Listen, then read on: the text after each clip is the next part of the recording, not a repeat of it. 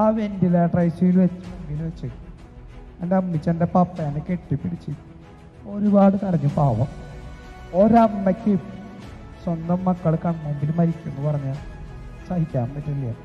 എൻ്റെ അമ്മച്ചി ഒരുപാട് എൻ്റെ പപ്പേനെ കെട്ടിപ്പിടിച്ച് കരഞ്ഞിട്ട് കയ്യിലുണ്ടായിരുന്ന കൊന്തെറിഞ്ഞ് കളഞ്ഞു. മാതാവിനോട് പറഞ്ഞു, ഇത്രയ്ക്ക് ഞാൻ നിന്നെ വിളിച്ചല്ലേ, ഇത്രയ്ക്ക് കരഞ്ഞു നിന്നെ ഞാൻ വിളിച്ചിട്ടും എൻ്റെ മോനെ തന്നില്ലല്ലോ, എൻ്റെ മോനെ തരാത്ത നിന്നെ ഒരിക്കലും വിളിക്കില്ല എന്ന് പറഞ്ഞിട്ട് എൻ്റെ അമ്മച്ചി ഒരുപാട് കരഞ്ഞു. എൻ്റെ അമ്മച്ചി പറഞ്ഞു, അവന് ആരോഗ്യമില്ലെങ്കിലും ജീവനോടെ തന്നാൽ മതി, ഞാൻ അവനെത്ര ബുദ്ധിമുട്ടായാലും നോക്കിക്കോളാന്ന് പറഞ്ഞിട്ട് എൻ്റെ അമ്മച്ചി ഒരുപാട് കരഞ്ഞു. എൻ്റെ അമ്മച്ചിയുടെ കണ്ണീരും വേദനയും പരിശുദ്ധ അമ്മ അപ്പം തന്നെ കണ്ടിട്ടുണ്ടാവും. പെട്ടെന്ന് എൻ്റെ അമ്മച്ചിയുടെ തോളിൽ ആരും തട്ടണ പോലെ തോന്നി, മനസ്സിലാരോ പറയണ പോലെ തോന്നി. മോളെ പേടിക്കണ്ട, ആ കൊന്തയെടുത്ത് കയ്യിൽ പിടിച്ചു, നിന്റെ മോന് എനിക്ക് കുഴപ്പമുണ്ടാവില്ല, അവനെ ഞാൻ തിരിച്ചു വരുന്നു ആരും പറയണ പോലെ തോന്നി. അപ്പം തന്നെ എൻ്റെ അമ്മച്ചി ആ കൊന്തയെടുത്ത് പിടിച്ച് വീണ്ടും മാതാവിനോട് കൊന്തെല്ലാം തുടങ്ങി. എൻ്റെ അമ്മച്ചിയും വലിയമ്മച്ചിയും ചേട്ടനും എല്ലാവരും ആ വെന്റിലേറ്റർ ഐസിയിൽ ഞാൻ മരിച്ചു കിടക്കുമ്പോഴും അവർ കൊന്തെല്ലാം തുടങ്ങി. രാത്രി ഒരു 9 മണി സമയമായപ്പോൾ പതിവില്ലാണ്ട് ഡോക്ടർ മോഹൻലാൽ സാറ് ഐസിയിൽ കയറി വരേണ്ടവർ കണ്ടെത്തി. സാർ ഐസിയിൽ കയറി വന്ന് പുറത്തിറങ്ങി വന്നിട്ട് എൻ്റെ അമ്മച്ചിയോട് പറഞ്ഞു, എന്താ സംഭവിച്ചെന്നറിയില്ല, സാറിന് വീട്ടിൽ കിടന്നിട്ട് ഉറക്കം വരുന്നില്ലേ, മനസ്സിലാരോ പറയാ വേഗം പോയി നിൽക്കില്ല നോക്കുന്നു. സാറ് വീട്ടിൽ നിന്ന് ഐസിയിൽ വന്ന് എൻ്റെ മുഖത്തെ തുടി മാറ്റി നോക്കിയപ്പോൾ മരിച്ചു എല്ലാം അവസാനിച്ചു പറഞ്ഞാൽ ഒരു കുഴപ്പമില്ലാണ്ട് ഇങ്ങനെ ചിരിച്ചയുടെ കാഴ്ച സാറ് കണ്ടത്. സാറ് എന്നിട്ട് അതിനുശേഷം പലപ്പോഴും എൻ്റെ റൂമിൽ വരുമ്പോൾ പറയും, തന്നിക്കില്ലേ എന്നെ കാണുമ്പോൾ എൻ്റെ കൈ തരിച്ചുണ്ട്, എന്തിനാ ചെയ്യണ്ടെന്ന് അറിയില്ലടാന്ന് പറഞ്ഞിട്ട് സാറ് പറയും. എൻ്റെ അമ്മച്ചിയുടെ ആ ഒരു അനുഭവം എനിക്ക് ഭയങ്കര സന്തോഷമായി. അതിനുശേഷമാണ് പരിശുദ്ധ അമ്മോട് എനിക്ക് ഭയങ്കര ഒരു സ്നേഹമായിട്ട്. എൻ്റെ അമ്മച്ചി അന്ന് ആ വെന്റിലേറ്റേഴ്സിൻ്റെ വാദിക്ക് മാതാവിനോടുത്ത വാക്ക്, എൻ്റെ മോനെ ജീവനോടെ തിരിച്ചു തന്ന സാധിക്കുന്ന എല്ലായിടത്തും അവനെ കൊണ്ടുപോയി നമ്മുടെ കർത്താവ് ജീവിക്കുന്നുണ്ടെന്ന് ഞാൻ സാക്ഷ്യം കൊടുക്കാമെന്ന്. അതുകൊണ്ടും കൂടിയാണ് ഈ അൾത്താര വരെ എൻ്റെ ജീവിതം കർത്താവ് ഇങ്ങനെ നീട്ടി തന്നേക്കത്ത്. 2 വചനാണ് തകർന്ന് തരിപ്പടായ മുമ്പോട്ട് ഒരു വഴിയില്ലാത്ത എൻ്റെ ജീവിതത്തെ ഒറ്റടിക്ക് മാറ്റാൻ തുടങ്ങിയത്. ആ വചനം സങ്കീർത്തനം 34:18, ഹൃദയം നുറുങ്ങിയവർക്ക് കർത്താവ് സമീപസ്ഥനാണ്, മനമുരുകിയവരെ അവിടുന്ന് രക്ഷിക്കുന്നു. അതേപോലെ റോമൻ 8:28, ദൈവത്തെ സ്നേഹിക്കുന്നവർക്ക് അവിടുത്തെ പത്തനുസരിച്ച് വിളിക്കപ്പെട്ടവർക്ക് അവിടെ നിന്നെല്ലാം നന്മയ്ക്ക്. അച്ഛൻ്റെ വാക്കും അച്ഛൻ്റെ വായിന്നിട്ട് വചനം കേട്ടപ്പോൾ പലപ്പോഴും പണ്ട് ബൈബിൾ വായിച്ചിട്ടുണ്ടെങ്കിലും എനിക്ക് അനുഭവിക്കാൻ പറ്റാത്ത ഭയങ്കര ഒരു സന്തോഷം, ഒരു പ്രത്യാശ ഉണ്ടായത്. അന്ന് അവസാനിച്ചു എൻ്റെ ജീവിതത്തിൽ സങ്കടവും പരാതിയും എല്ലാ കാര്യവും. അതിന് ശേഷമാണ് ഞാനും ഒന്ന് പ്രാർത്ഥിക്കാൻ തുടങ്ങിയത്. ആ പ്രാർത്ഥിക്കാൻ തുടങ്ങിയതിന് ശേഷം ഈ 13 വർഷങ്ങൾക്ക് ഇപ്പുറം ഒരിക്കൽ പോലും മരിക്കണം എന്നുള്ള ചിന്തയോ ആഗ്രഹമോ ആ ടെൻഷനോ ബുദ്ധിമുട്ടോ ഒന്നും എനിക്കുണ്ടായിട്ടില്ല. വേറെ ഒന്നല്ല, സംഗീതം 115:12, കർത്താവ് നമ്മെക്കുറിച്ച് വിചാരമുണ്ട്, അവിടെ നമ്മ അനുഗ്രഹിക്കും. ഒരു ക്രിസ്മസാണ് നമ്മുടെ ലൈഫിൽ ഇനി വരാനുള്ളത്. എല്ലാവരും ക്രിസ്മസിനായിട്ട് ഒരുങ്ങിക്കൊണ്ടിരിക്കല്ലേ. ക്രിസ്തു ഈ ഭൂമിയിൽ ജനിച്ചത് ലോകം മുഴുവനും സദ്വാർത്തയായിട്ടാണ്.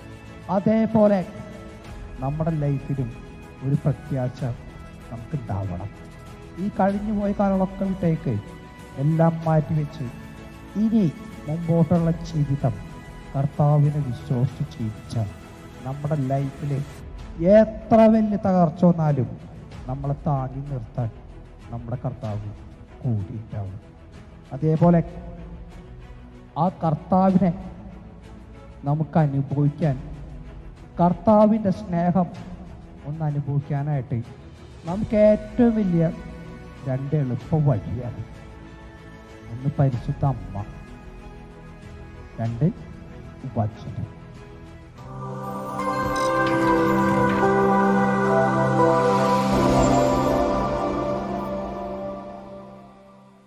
ഹല്ലേലൂയ. ആദ്യമായിട്ടാണ് ഈ കത്തീഡ്രൽ പള്ളിയിൽ അടുത്താരയിൽ ഞാൻ വരണത്. ഇവിടെ വരാനും നിങ്ങളെല്ലാവരെയും നേരിട്ട് കാണാനും കുറച്ച് സമയം നിങ്ങളുടെ എല്ലാവരോടും എൻ്റെ ജീവിതാനുഭവം പങ്കുവയ്ക്കാനുള്ള വലിയ ഒരവസരം തന്ന നമ്മുടെ കർത്താവിന് നന്ദി പറയുന്നു. സന്തോഷമല്ല എല്ലാവർക്കും? ഡിപ്രഷനുള്ളവരൊന്നും ഇല്ലല്ലോ? ഭാഗ്യാട്ടാ. കാരണം ഈ ഒരു കാലഘട്ടത്തിലേ ഡിപ്രഷൻ ഇല്ലാത്തവരെ കാണാൻ പറ്റണല്ലേ. കേരളത്തിലെ ബംഗാളികൾ പോലെയാണ് ഡിപ്രഷൻകാർ. അവിടെ നോക്കിയാൽ ബംഗാളി, ഇവിടെ നോക്കിയാൽ ഡിപ്രഷൻ. ആ ഒരവസ്ഥയിലാണ് എല്ലാവരും പോയിക്കൊണ്ടിരിക്കുന്നത്. പക്ഷെ നിങ്ങളെന്തായാലും ഭാഗ്യവാന്മാരാ, ഡിപ്രഷൻ ഒന്നുമില്ലല്ലോ. എല്ലാവർക്കും നൈറ്റ് ബീച്ചിലൊക്കെ ഇഷ്ടപ്പെടണമൊക്കെ ഇല്ലേ? എല്ലാം വളരെ ഭംഗിയായിട്ട് പോകണില്ലേ? ഈ ഒരു കാലഘട്ടത്തിൽ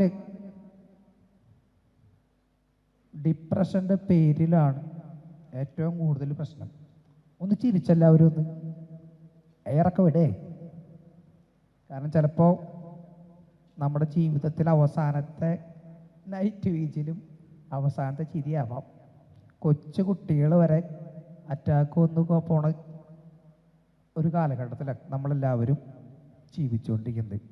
അതുകൊണ്ട് കിട്ടുന്ന സമയം എപ്പോഴും സന്തോഷത്തോടെ ഇരുന്നോളൂട്ടാകും.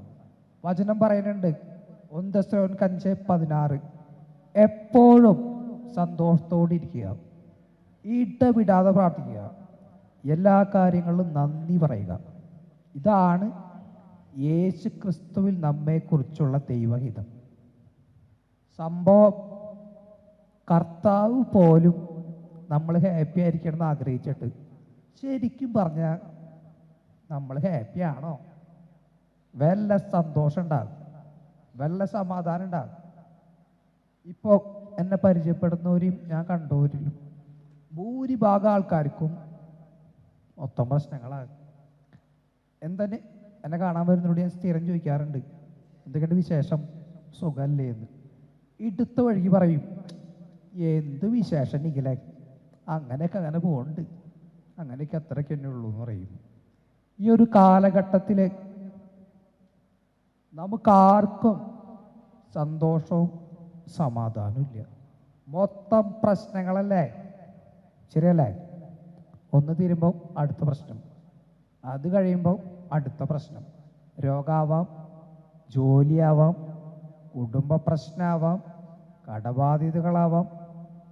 പ്രശ്നങ്ങൾക്ക് കണ്ടമാനം കാര്യങ്ങളുണ്ട്. പക്ഷെ ഈ എല്ലാ പ്രശ്നങ്ങളും വരുമ്പോൾ നമ്മൾ ക്രിസ്ത്യാനികൾ എങ്ങനെയാണ്? ആദ്യം ഒന്ന് പ്രാർത്ഥിച്ചു നോക്കും, 1-2 തവണ പ്രാർത്ഥിച്ചു നോക്കും. കിട്ടിയ സന്തോഷമായി, കിട്ടിയില്ലെങ്കിൽ പിന്നെ കർത്താവിനില്ലാത്ത കുറ്റമില്ല. മൊത്തം ഒച്ചയും ബഹളവും, അങ്ങനത്തെ ഒരവസ്ഥയല്ല. ഇത് കഴിഞ്ഞ് സമാധാനം അന്വേഷിച്ച് പിന്നെ പോണത് ഒരു ആവറേജ് പ്രായമുള്ള എല്ലാവരും ഡ്രഗ്സാണ്. ഡ്രഗ്സ്, മദ്യം, കഞ്ചാവ്, ഇങ്ങനത്തെ പരിപാടി. ഇതൊന്നും പറ്റാണ്ടാവുമ്പോൾ ലാസ്റ്റ് ഡിപ്രഷനും വന്ന് ആത്മഹത്യ ചെയ്യും. പക്ഷെ ആ ഒരു സമയത്തൊന്നും നമ്മളാരും മനസ്സിലാക്കാത്ത വലിയൊരു സത്യമുണ്ട്. നമ്മുടെ ലൈഫിലെ എല്ലാ പ്രശ്നങ്ങൾക്കുള്ള ഉത്തരം ആ കാൽവരി കുരിശിലുണ്ട്. ആ കാൽവരി കുരിശിലേക്ക് ഒന്ന് നോക്കിയാൽ ചങ്ക് പൊട്ടി ഈശോ എന്നൊരു വാക്ക് വിളിച്ച ഓടി വരുന്ന നമ്മുടെ കർത്താവിൻ്റെ ആ ഒരു സ്നേഹം ഒരിക്കൽ നമ്മൾ അനുഭവിച്ച അന്ന് അവസാനിച്ചു നമ്മുടെ ലൈഫിലെ സങ്കടവും പരാതിയും എല്ലാ പ്രശ്നങ്ങളും. വർഷങ്ങൾക്ക് മുൻപ് നമുക്ക് വേണ്ടി ആ കാൽവരി കുരിശിൽ മരിച്ചുയർത്ത് ഇന്നും ജീവിക്കുന്ന കർത്താവിനെ ഒന്നനുഭവിച്ച മാലിടിഞ്ഞു വീണാലും നമ്മളാരും കുലുങ്ങില്ല. സങ്കീർത്തനം 16:8 വചനം പറയുന്നുണ്ട്, കർത്താവ് എപ്പോഴും എൻ്റെ കൺമുൻപിലുണ്ട്, അവിടുന്ന് എൻ്റെ വലതുവശത്തുള്ളതിനാൽ ഞാൻ കുലുങ്ങില്ല എന്ന്. ആ കുരിശിലുള്ള കർത്താവിനെ കണ്ട ഒരാളും പിന്നീട് സങ്കടപ്പെട്ടിട്ടില്ല. സങ്കീർത്തനം 34:5 വചനം പറയുന്നുണ്ട്, അവിടത്തെ നോക്കിയവർ പ്രകാശിതരായി, അവർ ലജ്ജിതരാവുകയില്ല. കാരണം നോക്കണത് നമ്മുടെ കർത്താവിനെ. അതുപോലെ വേറൊരു കാര്യം പറയാനുണ്ട്. എനിക്ക് സാധാരണ നിങ്ങളെല്ലാവരെയും പോലെ അധിക ശബ്ദത്തിലും അധിക സ്പീഡിലും സംസാരിക്കാൻ പറ്റില്ല. വേറൊന്നല്ല, ഒരു 13 മാസം വെന്റിലേറ്ററിൽ കിടന്നുകൊണ്ട് എൻ്റെ റൈറ്റ് സൈഡിലെ ലങ്സിൻ്റെ കപ്പാസിറ്റി കംപ്ലീറ്റ് പോയി. കഫം വരുമ്പോൾ ചുമച്ച് തുപ്പാനൊന്നും പറ്റില്ല. തൊണ്ടയിൽ ഒരു ട്രക്കിയോസ്റ്റമി ട്യൂബ് ഇട്ടിട്ടുണ്ട്. ആ ട്യൂബ് ഒരു കോർക്ക് വെച്ച് അടച്ചിട്ടാകും ഞാൻ സംസാരിക്കുന്നത്. കഫം വരുമ്പോൾ കഫം വന്ന് ബ്ലോക്കായി കഴിഞ്ഞാൽ നിങ്ങളെപ്പോലെ ചുമച്ച് തുപ്പാൻ പറ്റില്ല. കഴുത്തിലെ ട്യൂബ് തുറന്നിട്ട് വേണം വേറൊരു സക്ഷൻ മെഷീനിലെ ട്യൂബ് ലങ്സിലേക്ക് ഇറക്കിയിട്ടുണ്ട് കഫം മുഴുവൻ വലിച്ചെടുക്കാൻ. പക്ഷെ ഇപ്പോൾ കുറച്ച് 2 ആഴ്ചയായിട്ട് ചെറുതായിട്ട് കഫക്കെട്ട് കിട്ടിയിട്ടുണ്ട്. അപ്പം അതുകൊണ്ട് ചില സമയത്ത് കഫം വന്ന് ബ്ലോക്കായാൽ എൻ്റെ സൗണ്ട് ക്ലിയർ ആവില്ല, ചിലപ്പോൾ കുറച്ച് ഡിലേ വരും. എന്തെങ്കിലും ബുദ്ധിമുട്ടുണ്ടായി കഴിഞ്ഞാൽ അഡ്ജസ്റ്റ് ചെയ്തോളൂട്ടാ. അങ്ങനെ ആ കർത്താവിനെ നമുക്ക് അനുഭവിക്കാൻ പറ്റിയ നമ്മുടെ ജീവിതത്തിൽ സങ്കടവും പരാതിയും അവസാനിക്കും. പക്ഷെ നമുക്കെല്ലാവർക്കും കർത്താവ് ഉണ്ടെന്നറിഞ്ഞാലും നമ്മുടെ എല്ലാവരുടെയും കർത്താവ് നമ്മുടെ തലയിൽ മാത്രമാണ്, പള്ളിയിലും കുരിശിലും മാത്രമാണ്. പള്ളിയിലും കുരിശിലുമുള്ള കർത്താവ് എപ്പോൾ നമ്മുടെ ഉള്ളിൽ വന്നോ നമ്മുടെ ലൈഫ് മാറാൻ തുടങ്ങും. ചങ്ക് പൊട്ടി ഈശോയെന്നൊരു വാക്ക് വിളിച്ച് ഓടി വരുന്ന ഒരു സ്നേഹം ഇപ്പോഴും നമ്മുടെ കൂടെയുണ്ട്. സങ്കീർത്തനം 145:18 വചനം പറയുന്നുണ്ട്, തന്നെ വിളിച്ചപേക്ഷിക്കുന്നവർക്ക്, ഹൃദയപരമാർത്ഥിയോടെ വിളിച്ചപേക്ഷിക്കുന്നവർക്ക് കർത്താവ് സമീപസ്ഥനാണെന്ന്. പക്ഷെ ആ കർത്താവിനെ നമ്മുടെ ലൈഫിൽ സുഖവും സന്തോഷവും എല്ലാ സൗകര്യം ഉള്ളപ്പോൾ ഭൂരിഭാഗം നമുക്ക് ആർക്കും നമ്മുടെ കർത്താവിനെ കാണാൻ പറ്റില്ല. നമുക്ക് ആ കർത്താവിൻ്റെ ആവശ്യം ഉണ്ടാവില്ല. ആ കർത്താവിനെ നമ്മൾ കാണണമെങ്കിൽ, ആ കർത്താവിനെ അനുഭവിക്കുകയാണെങ്കിൽ നമ്മുടെ ലൈഫിൽ നമ്മളെ കൊണ്ട് ഓവർകം ചെയ്യാൻ പറ്റാത്ത, നമ്മളെ കൊണ്ട് പറ്റാത്ത ഒരു സിറ്റുവേഷൻ വരണം. അല്ലെങ്കിൽ എനിക്ക് കിട്ടിയ പോലെ നല്ല അടി കിട്ടണം. അങ്ങനെ ഒരു അടി കിട്ടിയ നമ്മളെല്ലാവരും ആ കർത്താവിനെ കാണും. നമ്മുടെ ചിറമലച്ചൻ തമാശക്കായിട്ടായാലും ഇടയ്ക്കിടയ്ക്ക് പറയും, ജീവിതത്തിൽ ഒരിക്കൽ പോലും ദൈവത്തെ വിശ്വസിക്കാത്തവർ ഒന്ന് വെന്റിലേറ്റർ ഐ സി യു കയറണമെന്ന്. ഒരു പ്രാവശ്യം വെന്റിലേറ്റർ ഐ സി യു കയറിയ എത്ര വലിയ നിരീശ്വരവാദിയും ദൈവത്തെ കാണും. എൻ്റെ അനുഭവം അതേപോലെ തന്നെയായിരുന്നു. ഒരു 19 വയസ്സ് വരെ ജീവിതത്തിൽ എൻ്റെ സുഖത്തിനും സന്തോഷത്തിനും വേണ്ടി പല കാര്യങ്ങളും ഞാൻ ചെയ്തു നോക്കിയിട്ടുണ്ടായിരുന്നു. പക്ഷെ അതിൽ നിന്ന് കിട്ടിയതെല്ലാം കുറച്ച് നേരം സന്തോഷം മാത്രമാണ്, പിന്നെ മൊത്തം സങ്കടമൊക്കെയായിരുന്നു.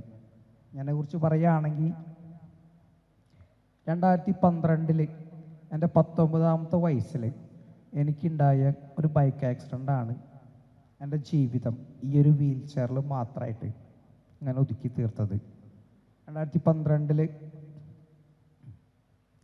കോതമംഗലം ഇന്ദിരാഗാന്ധി കോളേജിൽ ഹെൽത്ത് ഇൻസ്പെക്ടർ കോഴ്സ് പഠിച്ചുകൊണ്ടിരിക്കുന്ന സമയത്താണ് എനിക്ക് ഈ ഒരു ആക്സിഡൻറ്റ് പറ്റിയത്. ആദ്യത്തെ ഒരു 7ാം ക്ലാസ് വരെ എൻ്റെ വലിയൊരു ആഗ്രഹമായിരുന്നു ഒരു വൈദികനാവണം, കുർബാന ചെല്ലണം, കാര്യങ്ങളൊക്കെ. എല്ലാ ദിവസവും ഒരു 5 വയസ്സ് കഴിഞ്ഞപ്പോൾ തൊട്ട് സ്ഥിരമായിട്ട് ഞാൻ പള്ളിയിൽ പോകാറുണ്ട്. ഇരിഞ്ഞാലക്കുട ഞങ്ങളുടെ ഇടവക പള്ളിയിൽ ഇതിനാടല്ലോ പുല്ലൂരിടവക പള്ളിയിൽ. അങ്ങനെ സ്ഥിരം ഞാൻ പള്ളിയിൽ പോകുന്നത് കണ്ടിട്ട് ഞങ്ങളുടെ വീടിൻ്റെ അവിടെ നിന്ന് 1.5-2 കിലോമീറ്റർ ഉണ്ട് പള്ളിയിലേക്ക്. നടന്നു പോകുന്നത് കണ്ടപ്പോൾ ആ വഴി പോകുന്ന അമ്മച്ചി ഒരു സ്റ്റെപ്പും താഴ്ത്ത അമ്മച്ചി, ഒരു മിനിറ്റ് കേട്ടോ.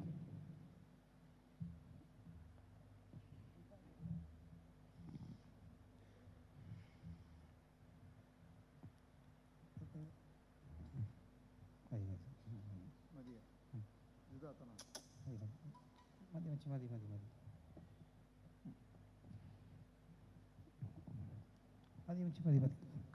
സോറി ടാ, പെട്ടെന്നൊന്ന് ചെറുതായിട്ട് ഒന്ന് തല കറങ്ങിയതാ. അങ്ങനെ എല്ലാ ദിവസവും ഞാൻ പള്ളിയിൽ പോകുന്നത് കണ്ടിട്ട് ആ വഴി കൂടെ പോകുന്ന പൊന്നിച്ചാത്ത ബസ്സുകാർ എന്നെ എവിടെ കണ്ടോ അവിടെ നിന്ന് എടുത്ത ഒരു ബസ്സിൽ കയറ്റും. കറക്റ്റ് പള്ളിപ്പടിക്ക് ഇറക്കി തരും, കാശും എനിക്കില്ല. അങ്ങനെ വളരെ സന്തോഷമായിട്ട് ഞാൻ പോയിക്കൊണ്ടിരിക്കുകയായിരുന്നു. ആ ഒരു സമയത്ത് അവിടുത്തെ പ്രാർത്ഥന കൂട്ടായ്മയിലെ നിങ്ങളെ പോലെയൊക്കെയുള്ള കുറേ അങ്കിളുമാരൊക്കെ കൂടി അച്ഛനോട് പറഞ്ഞു, അങ്ങനൊരു പയ്യനുണ്ട്, നല്ല പയ്യനാണ്, കുർബാനയ്ക്കൊക്കെ വരുന്നതൊക്കെയാന്ന് പറഞ്ഞിട്ട് ആദ്യ കുർബാന സ്വീകരണത്തിന് മുൻപ് എന്നെ ഓൾഡർ ബോയ് ആക്കി എടുത്തു. എനിക്ക് ഭയങ്കര സന്തോഷമായി. കുർബാന കയറാൻ തുടങ്ങി, ബൈബിളൊക്കെ വായിക്കാറുണ്ട്. അങ്ങനെ 7ാം ക്ലാസ് പഠിക്കുന്ന സമയത്താന്ന് തോന്നും, ഞങ്ങളുടെ പള്ളിയിലെ വികാരിച്ചനായിരുന്ന ജോർജ് ആലപ്പട്ടച്ചനെന്ന് തോന്നുന്നുണ്ട്. അച്ഛൻ 3 വർഷത്തെ സേവനം കഴിഞ്ഞ് ഇടവക മാറി പോണ സമയത്ത് പള്ളിയിലെ മീറ്റിങ്ങിൽ അച്ഛൻ പറഞ്ഞു, അങ്ങനൊരു പയ്യനുണ്ട്, ആ പയ്യനെ എൻ്റെ യാത്രയപ്പിനെ കൊണ്ടുവരണം, അത് നല്ലതാന്ന് പറഞ്ഞു. അപ്പം ഞങ്ങളുടെ കുടുംബ യൂണിറ്റിൽ ഒരു ആൻറ്റി പറഞ്ഞു, വലിയ കാശുകാരിയാടാ. അപ്പം ആൻറ്റി പറഞ്ഞു, അത് പറ്റില്ല, അവൻ്റെ അപ്പൻ ഭയങ്കര കള്ളുകൂടിയനാണ്, കള്ളുകൂടിയന്മാരുടെ മക്കൾ ഇത്രയ്ക്ക് ഉണ്ടാവുള്ളൂ, അവരെ കൊണ്ടുപോയിട്ട് കാര്യമില്ല, അല്ലാണ്ട് തന്നെ ഒരുപാട് പേരുണ്ടെന്ന് പറഞ്ഞു. ഞാനത് കേട്ടു ആകപ്പാട് സങ്കടമായി. അന്ന് അവസാനിച്ചു എൻ്റെ പള്ളി പോക്കും പ്രാർത്ഥനയും എല്ലാ കാര്യങ്ങളും. പക്ഷെ എന്നാലും ജോർജ് അച്ഛൻ്റെ നിർബന്ധം കൊണ്ട് എന്നെ കൊണ്ടുപോയി യാത്രയപ്പിന് കൊണ്ടുപോയി. ഒരു ഷർട്ടും പാൻറ്റും അച്ഛനിക്ക് വാങ്ങിച്ചു തന്നു, നല്ല അച്ഛനായിരുന്നു കേട്ടോ.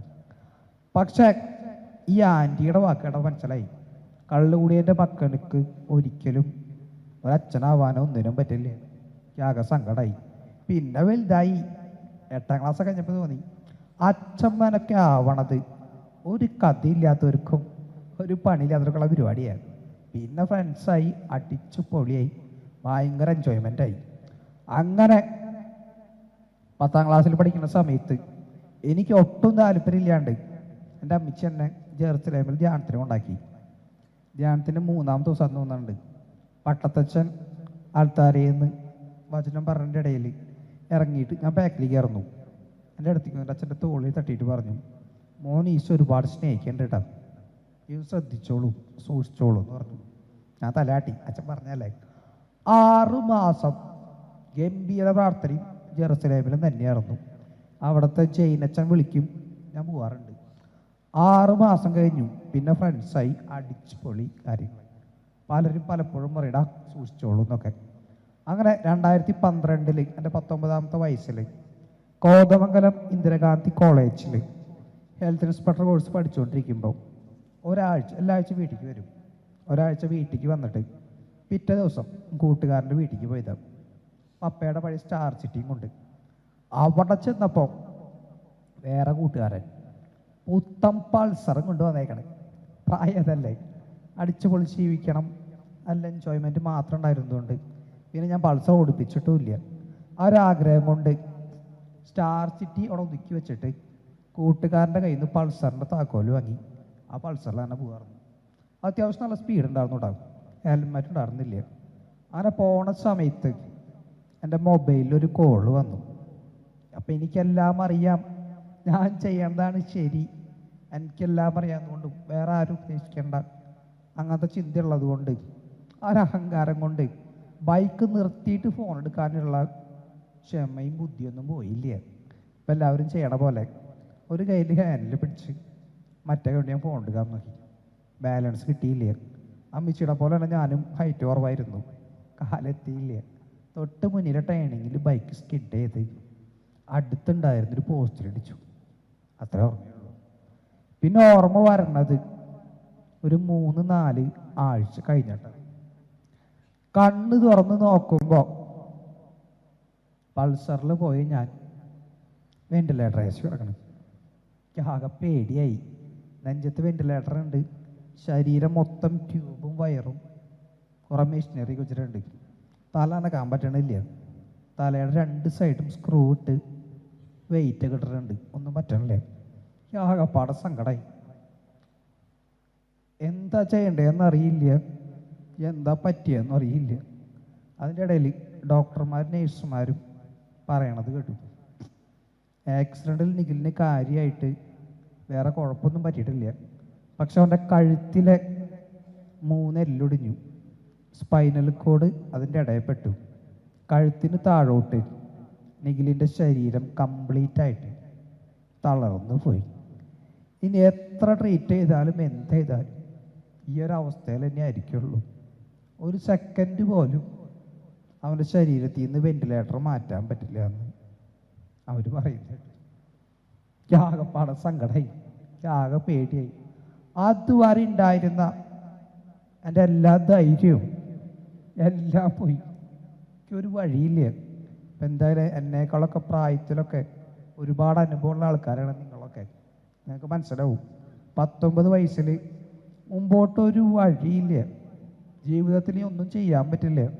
കുറേ പ്രതീക്ഷകളുണ്ടായിരുന്നു, കുറേ ആഗ്രഹം ഉണ്ടായിരുന്നു.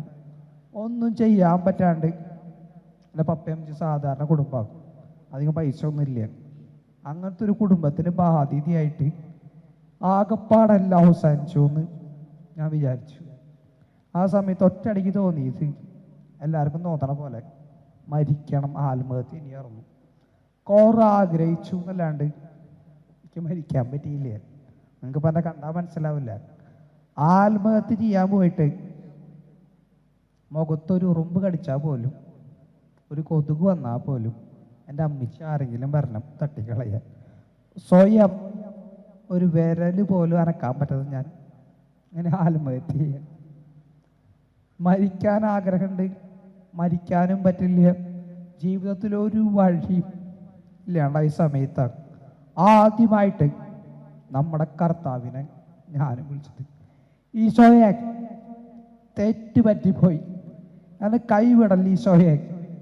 ഈ ഐസിയുവിൻ്റെ പുറത്തിരിക്കുന്ന എൻ്റെ അമ്മച്ചിക്കോ വല്യമ്മച്ചിക്കോ കുടുംബത്തിനോ ചേട്ടനോ ആർക്കും എന്നെ ട്രീറ്റ് ചെയ്യാൻ ഡോക്ടർമാർക്കോ നേഴ്സുമാർക്കോ അന്ന് വരെ കൂടി ഉണ്ടായിരുന്ന കൂട്ടുകാർക്കോ ആർക്കും എന്നെ സഹായിക്കാൻ പറ്റില്ല ഈശോയെ.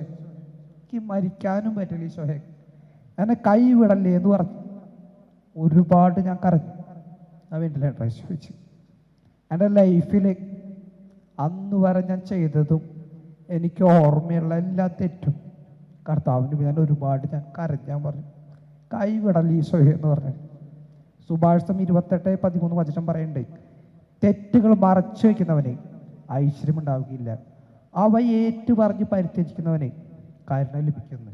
1 യോഹന്നാൻ 1:9 വചനം പറയുന്നുണ്ട്, നാം പാപങ്ങൾ ഏറ്റു പറയുന്നെങ്കിൽ അവൻ വിശ്വസ്ത നീതിമാനുമാകിയാൽ എല്ലാ പാപങ്ങൾ ക്ഷമിക്കുകയും എല്ലാ അനീതികളിൽ നിന്ന് നമ്മെ വിശദീകരിക്കുകയും ചെയ്യുന്നു. ചങ്ക് പൊട്ടി ഞാൻ കരഞ്ഞ് ഈശോയെ വിളിച്ചപ്പോൾ ആദ്യമായി ആ വെന്റിലേറ്റർ ഐസിയിൽ വെച്ച് നമ്മളെ കർത്താവ് എൻ്റെ കൈ പിടിച്ചതാണ്. അപ്പം നിങ്ങൾ നേരത്തെ കണ്ടില്ലേ, എൻ്റെ ചെറിയൊരൊച്ച കേട്ടാൽ പോലും എൻ്റെ അടുത്തേക്ക് ഓടി വരുന്ന എൻ്റെ അമ്മച്ചിക്ക് എന്നെ മറക്കാൻ പറ്റില്ലെങ്കിൽ എനിക്ക് വേണ്ടി മരിച്ച കർത്താവിന് എന്നെ തള്ളിക്കളയാൻ പറ്റുമോ? യേശയ്യാ 49:15-16 വചനം പറയുന്നുണ്ട്, മുല കുടിക്കുന്ന കുഞ്ഞിനമ്മയ്ക്ക് മറക്കാനാകുമോ? പുത്രനോട് പെറ്റമ്മ കരുണ കാണിക്കാതിരിക്കുമോ? അവൾ നിന്നെ മറന്നാലും ഞാൻ നിന്നെ മറക്കില്ല എന്ന്. പെറ്റമ്മ മറന്നാലും ഞാൻ നിന്നെ മറക്കില്ല എന്ന് ഉറപ്പെന്ന കർത്താവ് ആദ്യമായി ആ വെന്റിലേറ്റർ ഐസിയിൽ വെച്ച് എൻ്റെ കൈ പിടിച്ചപ്പോൾ അന്ന് അവസാനിച്ചു എൻ്റെ ലൈഫിലെ സങ്കടവും പരാതിയും വിഷമവും മരിക്കാനുള്ള ചിന്തയും എല്ലാ കാര്യങ്ങളും.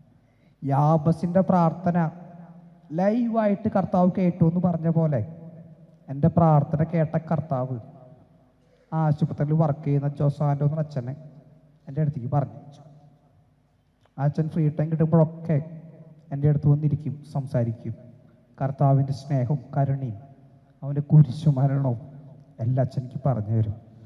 അച്ഛൻ്റെ ആ സംസാരത്തിനിടയിൽ അച്ഛൻ പറഞ്ഞ ബൈബിളിലെ 2 വചനാണ് തകർന്ന് തരിപ്പണായ മുമ്പോട്ട് ഒരു വഴിയില്ലാത്ത എൻ്റെ ജീവിതത്തെ ഒറ്റടിക്ക് മാറ്റാൻ തുടങ്ങിയത്. ആ വചനം സങ്കീർത്തനം 34:18. ഹൃദയം നുറുങ്ങിയവർക്ക് കർത്താവ് സമീപസ്ഥനാണ്, മനമുരുകിയവരെ അവിടുന്ന് രക്ഷിക്കുന്നു. അതേപോലെ റോമ 8:28. ദൈവത്തെ സ്നേഹിക്കുന്നവർക്ക്, അവിടുത്തെ പത്തനുസരിച്ച് വിളിക്കപ്പെട്ടവർക്ക് അവിടെ നിന്നെല്ലാം നന്മയ്ക്ക് പരിണമിക്കുന്നു. അച്ഛൻ്റെ വാക്കും അച്ഛൻ്റെ വായി കേട്ട വചനം കേട്ടപ്പോൾ പലപ്പോഴും പണ്ട് ബൈബിൾ വായിച്ചിട്ടുണ്ടെങ്കിലും എനിക്ക് അനുഭവിക്കാൻ പറ്റാത്ത ഭയങ്കര ഒരു സന്തോഷവും ഒരു പ്രത്യാശയും എനിക്കുണ്ടായത്. അന്ന് അവസാനിച്ചു എൻ്റെ ജീവിതത്തിലെ സങ്കടവും പരാതിയും എല്ലാ കാര്യങ്ങളും. അതിന് ശേഷമാണ് ഞാനും ഒന്ന് പ്രാർത്ഥിക്കാൻ തുടങ്ങിയത്. ആ പ്രാർത്ഥിക്കാൻ തുടങ്ങിയതിന് ശേഷം ഈ 13 വർഷങ്ങൾക്ക് ഇപ്പുറം ഒരിക്കൽ പോലും മരിക്കണം എന്നുള്ള ചിന്തയോ ആഗ്രഹമോ ആ ടെൻഷനോ ബുദ്ധിമുട്ടോ ഒന്നും എനിക്കുണ്ടായിട്ടില്ല. വേറെ ഒന്നല്ല, സംഗീതം 115:12 കർത്താവിന് നമ്മെക്കുറിച്ച് വിചാരമുണ്ട്, അവിടെ നമ്മ അനുഗ്രഹിക്കും. എൻ്റെ കൊച്ചൊരാവശ്യ പോലും ഞാൻ ചോദിക്കുന്നേക്കാളും മുമ്പ് അറിഞ്ഞ് ചെയ്ത് അത്രയും കാര്യമായി എന്നെ പരിപാലിക്കുന്ന എൻ്റെ ചേർത്ത് പിടിച്ച കർത്താവ് എൻ്റെ കൂടെയുള്ളപ്പോൾ പിന്നെ നില മരിക്കുന്നത് ആ ഒരു വിശ്വാസത്തിലും ആ ഒരു പ്രത്യാശയിലുമാണ് ഇപ്പോഴും ഇത്ര സന്തോഷമായിട്ട് ജീവിച്ചുകൊണ്ടിരിക്കുന്നത്. ആ ഒരു ഉറപ്പിലാണ് എന്നെ കേൾക്കുന്ന നിങ്ങളോട് എല്ലാവരോടും ഒരു കാര്യം പറയുന്നത്. നമ്മുടെയൊക്കെ ലൈഫിലെ പല പ്രശ്നങ്ങളും മാറി മാറി വരും. രോഗം വരാം, കടം വരാം, ബുദ്ധിമുട്ടുകൾ ഉണ്ടാവും, ജീവിത പ്രശ്നങ്ങളുണ്ടാവും, ജോലി ഉണ്ടാവും, കല്യാണം നടക്കണ്ടാവില്ല, അങ്ങനത്തെ പല പല പ്രശ്നങ്ങളുണ്ടാവും. എന്ത് പ്രശ്നം വന്നാലും ആരും പേടിക്കണ്ടടാ, നമ്മളാരും തനിച്ചല്ല. മത്തായി 28:20 പറഞ്ഞ പോലെ യുഗാന്ത്യം വരെ എന്നും ഞാൻ നിങ്ങളോടുകൂടി ഉണ്ടായിരിക്കുന്ന ഉറപ്പ് എന്ന കർത്താവ് നമ്മുടെ കൂട്ടിയുണ്ട്. ചങ്കുപൊടി ഈശോയെ ഒരു വാക്ക് വിളിച്ച ഓടി വരുന്നവൻ്റെ ഒരു സ്നേഹം ഇപ്പോഴും നമ്മുടെ കൂടിയുണ്ട്. ആരും അത് മറക്കാണ്ട് പോലെയാടാ. നമ്മുടെ ലൈഫിലെ എത്ര വലിയ പ്രശ്നം വന്നാലും ആ പ്രശ്നങ്ങൾക്കെല്ലാം മതിയായവന് നമുക്ക് വേണ്ടി മരിച്ചുയർത്ത കർത്താവ്, നമുക്ക് വേണ്ടി റോമ 5:8 പറഞ്ഞ പോലെ നാം പാപികളായിരിക്കെ ക്രിസ്തു നമ്മെ പ്രതി മരിച്ചു. നമുക്ക് വേണ്ടി, നമ്മൾ അത്രമാത്രം പാപികളായിരുന്നിട്ടും നമുക്ക് വേണ്ടി മരിച്ചുയർത്ത കർത്താവിനെ നമ്മുടെ കൊച്ചു കാര്യങ്ങൾ ചെയ്തു തരാണ്ടിരിക്കാൻ പറ്റുമോ? അത്രമാത്രം കരുണയുള്ള, അത്രമാത്രം നമ്മളെ സ്നേഹിക്കുന്ന ഒരു കർത്താവ് ഇപ്പോഴും നമ്മുടെ കൂടെ ഇട്ടിട്ട് ആരും മറക്കല്ലേ. പ്രത്യാശയുടെ സന്ദേശം വിളിച്ചോതുന്ന ഒരു ക്രിസ്മസാണ് നമ്മുടെ ലൈഫിൽ ഇനി വരാനുള്ളത്. എല്ലാവരും ക്രിസ്മസിനായിട്ട് ഒരുങ്ങിക്കൊണ്ടിരിക്കല്ലേ. ക്രിസ്തു ഈ ഭൂമിയിൽ ചരിച്ചത് ലോകം മുഴുവനും സദ്വാർത്തയായിട്ടാണ്. അതേപോലെ നമ്മുടെ ലൈഫിലും ഒരു പ്രത്യാശ നമുക്കുണ്ടാവണം.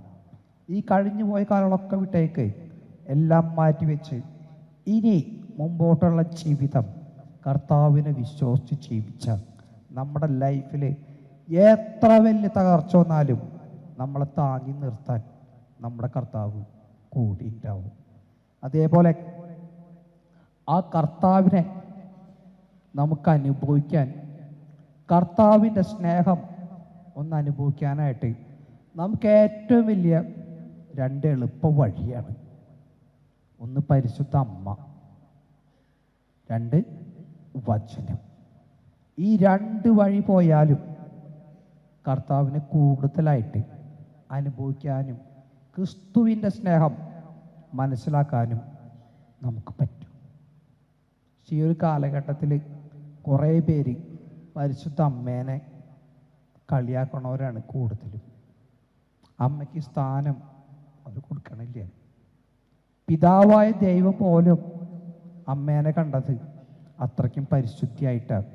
യേശു ക്രിസ്തു ആ കാൽവരി കുരിശിൽ നമുക്ക് വേണ്ടി മരിച്ചപ്പോൾ നമുക്ക് തന്നിട്ട് പോയ ഏറ്റവും വലിയ രണ്ട് ഗിഫ്റ്റാണ്.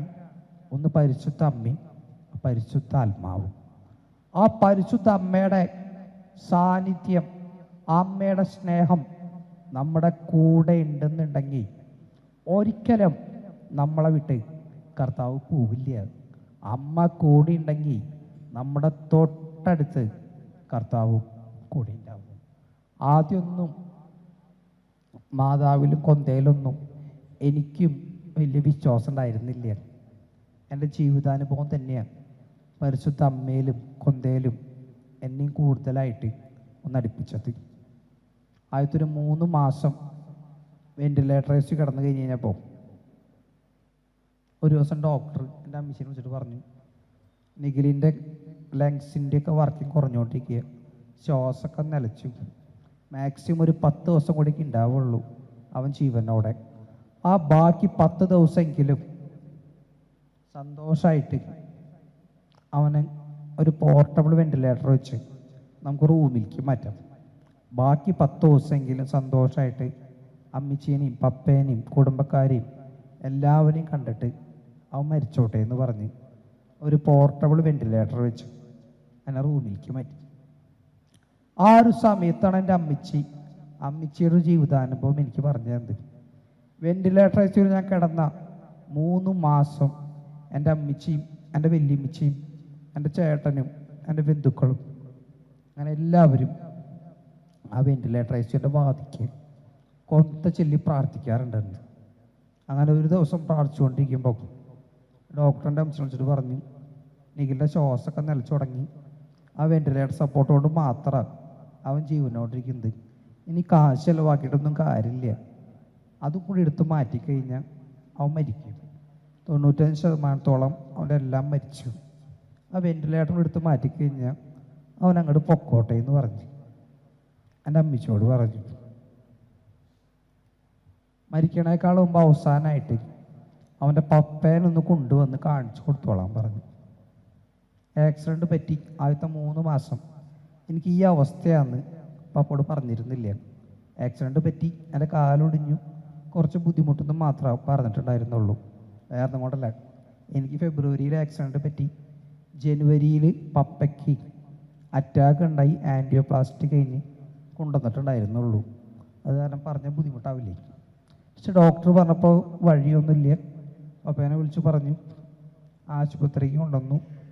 എൻ്റെ വീട്ടിലെല്ലാം ശരിയാക്കിയിട്ട് എൻ്റെ ബോഡി കൊണ്ടുവരുന്നതെല്ലാം റെഡിയാക്കിയിട്ട് പപ്പേനെ ആശുപത്രിയിൽ കൊണ്ടുവന്നു. ആ വെന്റിലേറ്ററൈസിൽ വന്ന് പപ്പയ്ക്ക് ഒരു ഉമ്മയും തന്നു പറയുന്നുണ്ട്. കുറച്ച് കഴിഞ്ഞപ്പോൾ നേഴ്സിൻ്റെ മുഖത്ത് തുണിയിട്ട് മൂടിയിട്ട് എൻ്റെ അമ്മച്ചേനെ വിളിച്ചിട്ട് പറഞ്ഞു വന്നു, ഇവിടെ കൂടിക്കണ എല്ലാവരും പറഞ്ഞയച്ചോ, എന്തെങ്കിലും മരിച്ചോ എന്ന് പറഞ്ഞു വന്നു. ആ വെന്റിലേറ്ററൈസിൽ മുമ്പിൽ വെച്ച് എൻ്റെ അമ്മച്ചി എൻ്റെ പപ്പേനെ കെട്ടിപ്പിടിച്ച് ഒരുപാട് കരഞ്ഞു. പാവം, ഒരമ്മയ്ക്ക് സ്വന്തം മക്കൾ കൺമുമ്പിൽ മരിക്കുമെന്ന് പറഞ്ഞാൽ സഹിക്കാൻ പറ്റില്ല. എൻ്റെ അമ്മച്ചി ഒരുപാട് എൻ്റെ പപ്പേനെ കെട്ടിപ്പിടിച്ച് കരഞ്ഞിട്ട് കയ്യിലുണ്ടായിരുന്ന കൊന്ത എറിഞ്ഞ് കളഞ്ഞ് മാതാവിനോട് പറഞ്ഞു, ഇത്രയ്ക്ക് ഞാൻ നിന്നെ വിളിച്ചല്ലേ, ഇത്രയ്ക്ക് കരഞ്ഞു നിന്നെ ഞാൻ വിളിച്ചിട്ടും എൻ്റെ മോനെ തന്നില്ലല്ലോ, എൻ്റെ മോനെ തരാത്ത നിന്നെ ഒരിക്കലും വിളിക്കില്ല എന്ന് പറഞ്ഞിട്ട് എൻ്റെ അമ്മച്ചി ഒരുപാട് കരഞ്ഞു. എൻ്റെ അമ്മച്ചി പറഞ്ഞു, അവന് ആരോഗ്യമില്ലെങ്കിലും ജീവനോടെ തന്നാൽ മതി, ഞാൻ അവനെത്ര ബുദ്ധിമുട്ടായാലും നോക്കിക്കോളാന്ന് പറഞ്ഞിട്ട് എൻ്റെ അമ്മച്ചി ഒരുപാട് കരഞ്ഞു. എൻ്റെ അമ്മച്ചിയുടെ കണ്ണീരും വേദനയും പരിശുദ്ധ അമ്മ അപ്പം തന്നെ കണ്ടിട്ടുണ്ടാവും. പെട്ടെന്ന് എൻ്റെ അമ്മച്ചിയുടെ തോളിൽ ആരും തട്ടണ പോലെ തോന്നിയെന്ന്, മനസ്സിലാരോ പറയണ പോലെ തോന്നി. മോളെ പേടിക്കണ്ട, ആ കൊന്തയെടുത്ത് കയ്യിൽ പിടിച്ചോ, നിൻ്റെ മോന് ഒരു കുഴപ്പമുണ്ടാവില്ല, അവനെ ഞാൻ നിങ്ങൾക്ക് തിരിച്ചു വരുന്ന് ആരോ പറയണ പോലെ തോന്നിയെന്ന്. അപ്പം തന്നെ എൻ്റെ അമ്മച്ചി ആ കൊന്തയെടുത്ത് പിടിച്ച് വീണ്ടും മാതാവിനോട് കൊന്തെല്ലാം തുടങ്ങി. എൻ്റെ അമ്മച്ചിയും വല്യമ്മച്ചിയും ചേട്ടനും എല്ലാവരും ആ വെന്റിലേറ്ററൈസിൽ ഞാൻ മരിച്ചു കിടക്കുമ്പോഴും അവർ കൊന്തെല്ലാം തുടങ്ങി. രാത്രിയായി, ഒരു 9 മണി സമയമായപ്പോൾ പതിവില്ലാണ്ട് ഡോക്ടർ മോഹൻലാൽ സാറ് ICUവിൽ കയറി വരുന്നത് അവർ കണ്ടത്. സാർ ICUവിൽ കയറി വന്ന് പുറത്തിറങ്ങി വന്നിട്ട് എൻ്റെ അമ്മച്ചിയോട് പറഞ്ഞു, എന്താ സംഭവിച്ചെന്നറിയില്ല, സാറിന് വീട്ടിൽ കിടന്നിട്ട് ഉറക്കം വരുന്നില്ല. മനസ്സിലാരോ പറയാ, വേഗം പോയി നിക്കില്ല നോക്കുന്നു. സാറ് വീട്ടിൽ നിന്ന് ഐസിയുവിൽ വന്ന് എൻ്റെ മുഖത്തെ തുടി മാറ്റി നോക്കിയപ്പോൾ മരിച്ചു എല്ലാം അവസാനിച്ചു പറഞ്ഞാൽ ഒരു കുഴപ്പമില്ലാണ്ട് ഇങ്ങനെ ചിരിച്ചിറങ്ങണ കാഴ്ച സാറ് കണ്ടത്. സാറ് എന്നിട്ട് അതിനുശേഷം പലപ്പോഴും എൻ്റെ റൂമിൽ വരുമ്പോൾ പറയും, തന്നിക്കില്ലേ നിന്നെ കാണുമ്പോൾ എൻ്റെ കൈ തരിക്കണ്ട്, എന്തിനാ ചെയ്യണ്ടെന്ന് അറിയില്ലടാ എന്ന് പറഞ്ഞിട്ട് സാറ് പറയും. എൻ്റെ അമ്മച്ചിയുടെ ആ ഒരു അനുഭവം എനിക്ക് ഭയങ്കര സന്തോഷമായി. അതിനുശേഷമാണ് പരിശുദ്ധ അമ്മോട് എനിക്ക് ഭയങ്കര ഒരു സ്നേഹമായത്. എൻ്റെ അമ്മച്ചി അന്ന് ആ വെന്റിലേറ്റേഴ്സിൻ്റെ വാദിക്ക് മാതാവിനോടുത്ത വാക്ക്, എൻ്റെ മോനെ ജീവനോടെ തിരിച്ചു തന്ന സാധിക്കുന്ന എല്ലായിടത്തും അവനെ കൊണ്ടുപോയി നമ്മുടെ കർത്താവ് ജീവിക്കുന്നുണ്ടെന്ന് ഞാൻ സാക്ഷ്യം കൊടുക്കാമെന്ന്. അതുകൊണ്ടും കൂടിയാണ് ഈ ആൾത്താര വരെ എൻ്റെ ജീവിതം കർത്താവ് ഇങ്ങനെ നീട്ടി തന്നേക്കുന്നത്. പരിശുദ്ധ അമ്മയുടെ ആ ഒരു അനുഭവത്തിൽ കൂടെ പിന്നെ എനിക്ക് ഭയങ്കര വിശ്വാസമായി കൊന്തയിലും പ്രാർത്ഥനയിലൊക്കെ. പലരും എന്നെ വിളിച്ച് പ്രാർത്ഥന സഹായം പറയുമ്പോൾ ഭൂരിഭാഗം എല്ലാവർക്കും ഞാൻ ഓരോ വചനം പറഞ്ഞു കൊടുക്കും. അവരാ വചനം വിശ്വസിച്ച് പ്രാർത്ഥിക്കുമ്പോൾ അവരുടെ ജീവിതത്തിൽ കുറേ കാര്യങ്ങൾ കർത്താവ് ചെയ്തു കൊടുത്തായിട്ട് അവർ പറയാറുണ്ട്. ചില കാര്യങ്ങൾ പറയുമ്പോൾ നടക്കില്ല, ബുദ്ധിമുട്ടാന്ന് തോന്നിക്കഴിഞ്ഞാൽ പലരും വിളിച്ച് പറയുമ്പോൾ കൊന്ത ചൊല്ലി പ്രാർത്ഥിക്കുമ്പോൾ നടക്കില്ല എന്ന് പറഞ്ഞ കാര്യങ്ങൾ പോലും കർത്താവ് ചെയ്ത് കൊടുത്തതായിട്ട് എനിക്ക് പറയാൻ അനുഭവങ്ങളുണ്ട്. എൻ്റെ ലൈഫിലുണ്ടായ ഒരു 6-7 വർഷം മുന്നുണ്ടായ ഒരു കാര്യം, എനിക്ക് സാധാരണ നിങ്ങളെല്ലാവരെയും പോലെ യൂറിൻ പാസ് ചെയ്യാനൊന്നും പറ്റില്ല. എൻ്റെ പൊക്കളിൻ്റെ താഴെ സർജറി ചെയ്ത് ഡയറക്റ്റ് ബ്ലാഡർക്ക് ട്യൂബ് ഇട്ടേക്കാം. ഞാൻ മരിക്കുന്ന ഉറപ്പായിപ്പോൾ ഡോക്ടർമാർ ട്യൂബ് തെറ്റി കയറ്റിയിട്ട് എൻ്റെ സ്കോട്ടം കട്ടായി ആകെ വൃഷ്ണം ബുദ്ധിമുട്ടൊക്കെ ആയിട്ടായിരുന്നു. അങ്ങനെയാണ് പൊക്കളിൻ്റെ താഴെ സർജറി ചെയ്ത് ട്യൂബ് ഇട്ടത്. ഒരു 7 വർഷം മുമ്പ് വീട്ടിൽ വെച്ച് എൻ്റെ വൃഷ്ണം പഴുത്ത് 3 സൈഡിൽ കൂടെ ബ്ലഡും പസ്സും യൂറിനും ലീക്കായി തുടങ്ങി. എൻ്റെ അമ്മച്ചി പല കാര്യങ്ങളും ചെയ്തു നോക്കി, ശരിയാവണില്ല. ഡോക്ടറോട് പറഞ്ഞിട്ട് സാറിനും അത്ര കാര്യമാക്കിയില്ല. ലാസ്റ്റ് എൻ്റെ അമ്മച്ചി എൻ്റെ ചേട്ടനോട് പറഞ്ഞു, എൻ്റെ മോൻ ഒരു വീഡിയോ എടുത്തിട്ട് ഡോക്ടർ കാണിച്ചു കൊടുക്കും, ഇവൻ്റെ അവസ്ഥ മനസ്സിലാവും, എന്നിട്ട് എന്താ ചെയ്യാൻ തീരുമാനിക്കാമെന്ന് പറഞ്ഞു. ചേട്ടൻ വീഡിയോ എടുത്ത് ഡോക്ടറെ കാണിച്ചു കൊടുത്തു. വീഡിയോ കണ്ടിട്ട് 2 ഓപ്ഷനാണ് സാറ് പറഞ്ഞത്. ഒന്ന് റോബോട്ടിക് സർജറി, 8 ലക്ഷം രൂപ ചിലവുണ്ട്, കോഴിക്കോട് മാത്രമേ ഉള്ളൂ, പക്ഷെ 98% സക്സസ് ആവില്ല, അത്രയ്ക്ക് മോശം അവസ്ഥ, വൃഷ്ണം പഴുത്തൊക്കെ ഇതായി, ആ കേക്കിലും ബ്രെഡിലും സ്റ്റിച്ചിട്ട് എങ്ങനെയാവും അതേപോലത്തെ അവസ്ഥയാണ്, വേണമെങ്കിൽ ചെയ്ത് നോക്കാമെന്ന് പറഞ്ഞു.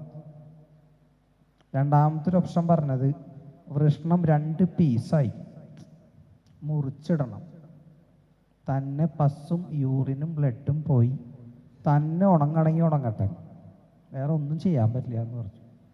ഇത് 2 ചെയ്യണമെങ്കിലും നാളെ പസ് എടുത്ത് കൾച്ചർ ചെയ്ത് റിപ്പോർട്ട് കൊണ്ടുവരാൻ പറഞ്ഞു. ചേട്ടൻ വീട്ടിൽ വന്ന് ഈ കാര്യങ്ങളൊക്കെ ഞങ്ങളോട് പറഞ്ഞു.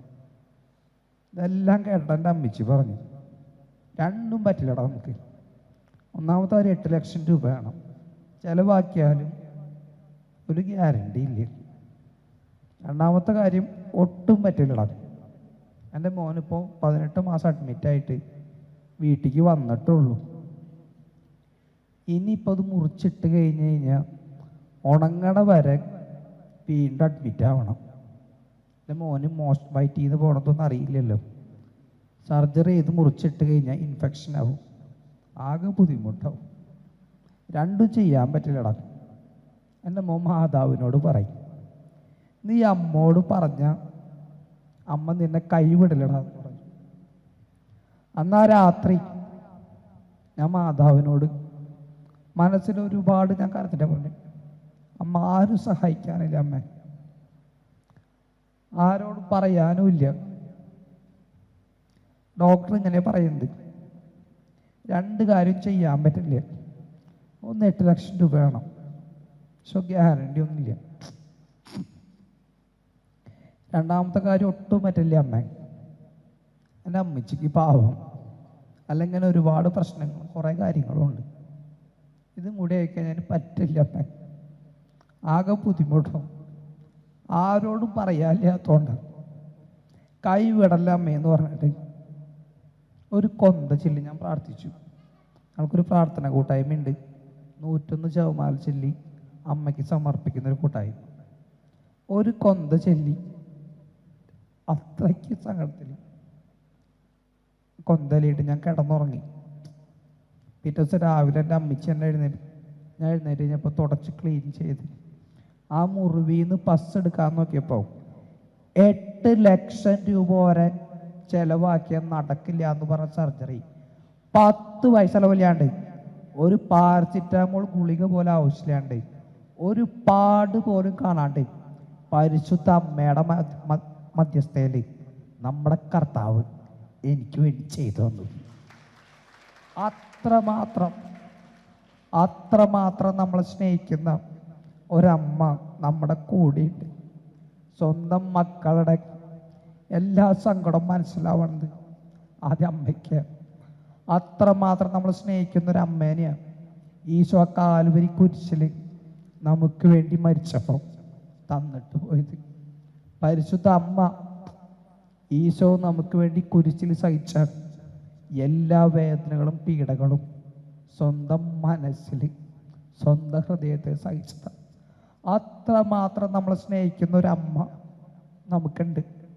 നമ്മുടെയൊക്കെ ലൈഫിൽ എന്തു വലിയ പ്രശ്നം വന്നാലും ആ കഴുത്തിലെ കൊന്തൂരി അമ്മോട് പറയും. അമ്മ പറയുന്ന ഒരു കാര്യവും നമ്മുടെ കർത്താവ് കാണാണ്ട് പോയില്ല. നമ്മുടെ ആവശ്യങ്ങൾക്കനുസരിച്ച് കർത്താവ് നമുക്കതെല്ലാം ചെയ്തു തരും. എല്ലാവരും പ്രാർത്ഥിക്കുന്ന ആൾക്കാരല്ലേ? പ്രാർത്ഥിച്ചിട്ട് എല്ലാം ഉണ്ടാവില്ലേ? എനിക്കും കിട്ടിയില്ല.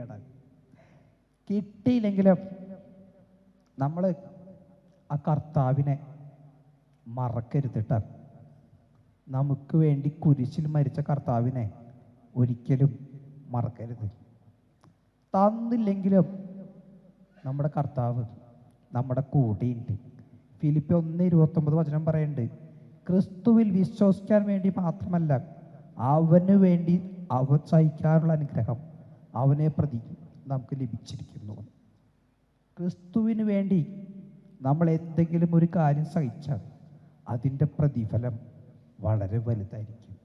ഇപ്പം ഞാൻ പറഞ്ഞില്ല, പല കാര്യങ്ങളും പ്രാർത്ഥിച്ചിട്ട് കിട്ടിയിട്ടുണ്ടെങ്കിലും എൻ്റെ പപ്പ, ഒരു കുഴപ്പമില്ലാത്ത പപ്പ, കഴിഞ്ഞതിൻ്റെ മുന്നത്തെ വർഷം 2022 മെയ് മാസം കഴുത്തിലൊരു മുഴ വന്നു, സർജറി ചെയ്തു. ജൂലൈയിൽ ഇൻഫെക്ഷനായി, വീണ്ടും സർജറി ചെയ്തു. 2023 ഫെബ്രുവരിയിൽ പപ്പ ഞങ്ങളോട് കർത്താവിൻ്റെ അടുത്തേക്ക് പോയി. രണ്ടാമത് സർജറി കഴിഞ്ഞപ്പോൾ പറഞ്ഞത് പപ്പയ്ക്ക് ക്യാൻസറാണ്, 4th സ്റ്റേജാണെന്ന് പറഞ്ഞത്. പല ട്രീറ്റ്മെൻറ്റ് ചെയ്ത് നോക്കിയിട്ടുണ്ടെങ്കിലും 2023 ഫെബ്രുവരിയിൽ പപ്പ ഞങ്ങളെ വിട്ട് കർത്താവിൻ്റെ അടുത്തേക്ക് പോയി.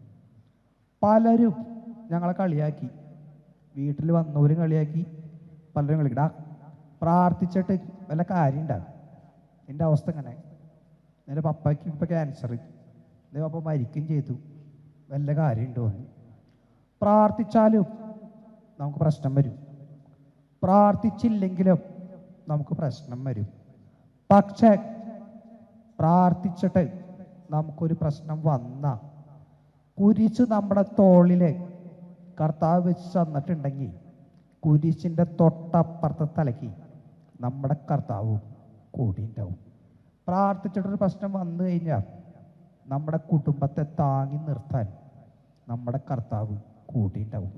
യെശയ്യാ 41:10 വചനം പറയുന്നുണ്ട്, ഭയപ്പെടേണ്ട, ഞാനാണ് നിന്റെ ദൈവം, ഞാൻ നിന്നെ സഹായിക്കുകയും ശക്തിപ്പെടുത്തുകയും ചെയ്യും, എൻ്റെ വിജയകരമായ വലതുകൈ കൊണ്ട് ഞാൻ നിന്നെ താങ്ങി നിർത്തുന്നു.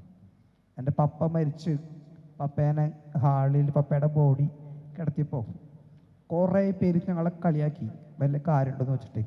പക്ഷെ ഞങ്ങളുടെ വീട്ടിൽ വന്ന ഭൂരിഭാഗം എല്ലാവരും പറഞ്ഞൊരു കാര്യമാണ്, ഈ വിധു മരണം ഇവിടെയായിട്ട് തോന്നിയിട്ടില്ല, കർത്താവിൻ്റെ വലിയൊരു സാന്നിധ്യം ഈ ഒരു ഭവനത്തിലുണ്ടെന്ന്. എൻ്റെ പപ്പയ്ക്ക് ഒപ്പീസ് എല്ലാം മാത്രം 18ഓളം അച്ഛന്മാരാണ് പല സമയത്തും മാറി മാറി വന്ന് എൻ്റെ പപ്പയ്ക്ക് വേണ്ടി ഒപ്പീസ് എല്ലിയത്. ഒരുപാട് പേര് വന്നിട്ടുണ്ടായിരുന്നു. പപ്പയുടെ ട്രീറ്റ്മെൻറ്റും കാര്യങ്ങളും. പപ്പ മരിക്കുമെന്ന് ഞങ്ങൾക്ക് ഉറപ്പായിരുന്നു. പക്ഷെ എല്ലാം നടത്തിയത് ആ കർത്താവ്. ഫെബ്രുവരി 14 തീയതി മരിച്ചത്. ഫെബ്രുവരി 13 പപ്പയുടെ കണ്ടീഷൻ വളരെ മോശമായിപ്പോൾ എനിക്ക് ഭയങ്കര സങ്കടമായി. പപ്പ എന്നോട് 2 ആഗ്രഹം പറഞ്ഞിട്ടുണ്ടായിരുന്നു. രണ്ടും എന്നെ കൊണ്ട് ചെയ്തു കൊടുക്കാൻ പറ്റിയില്ല.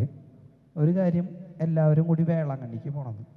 പപ്പയ്ക്ക് ഓർമ്മയില്ലാത്തത് കൊണ്ടും റൈസ് ട്യൂബ് ഇട്ടിരിക്കണമെന്നുണ്ട്. ഞാൻ പറഞ്ഞു കുറച്ച് പോകാൻ പപ്പ, ഈ റൈസ് ട്യൂബൊക്കെ മാറ്റിയിട്ട് പോവാന്ന് പറഞ്ഞു.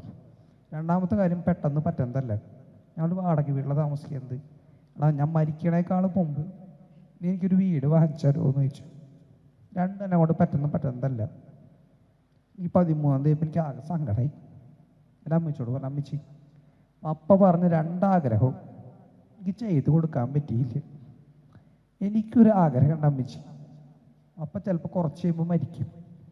മരിക്കണേക്കാളും മുമ്പ് അവസാനമായിട്ട് ഒരു 5 അച്ഛന്മാരുടെ ബ്ലെസ്സിങ് നമ്മുടെ പപ്പയ്ക്ക് കൊടുക്കണം. എന്നിട്ട് പപ്പ മരിച്ചോട്ടെ എന്ന് പറഞ്ഞു. എന്തിനു ചെയ്യാന്ന് ചോദിച്ചു. എൻ്റെ അമ്മച്ചി പറഞ്ഞു, എൻ്റെ മോൻ പ്രാർത്ഥിക്കും, അച്ഛന്മാരൊക്കെ തിരക്കാരിക്കണമെന്ന് പറഞ്ഞു. എൻ്റെ കട്ടിലിൻ്റെ നേരെ ഈശോയുടെ മുൾക്കിരീടം വെച്ച രോഗികളുടെ നാഥൻ്റെ ഒരു ചിത്രമുണ്ട്. ഞാൻ വെന്റിലേറ്റർ അയച്ചു എൻ്റെ നിസ്സഹായാവസ്ഥയിൽ ആദ്യമായിട്ട് കർത്താവിനെ കരഞ്ഞു വിളിച്ചപ്പോൾ ചുമരിൽ തെളിഞ്ഞ് കണ്ടതാണ്.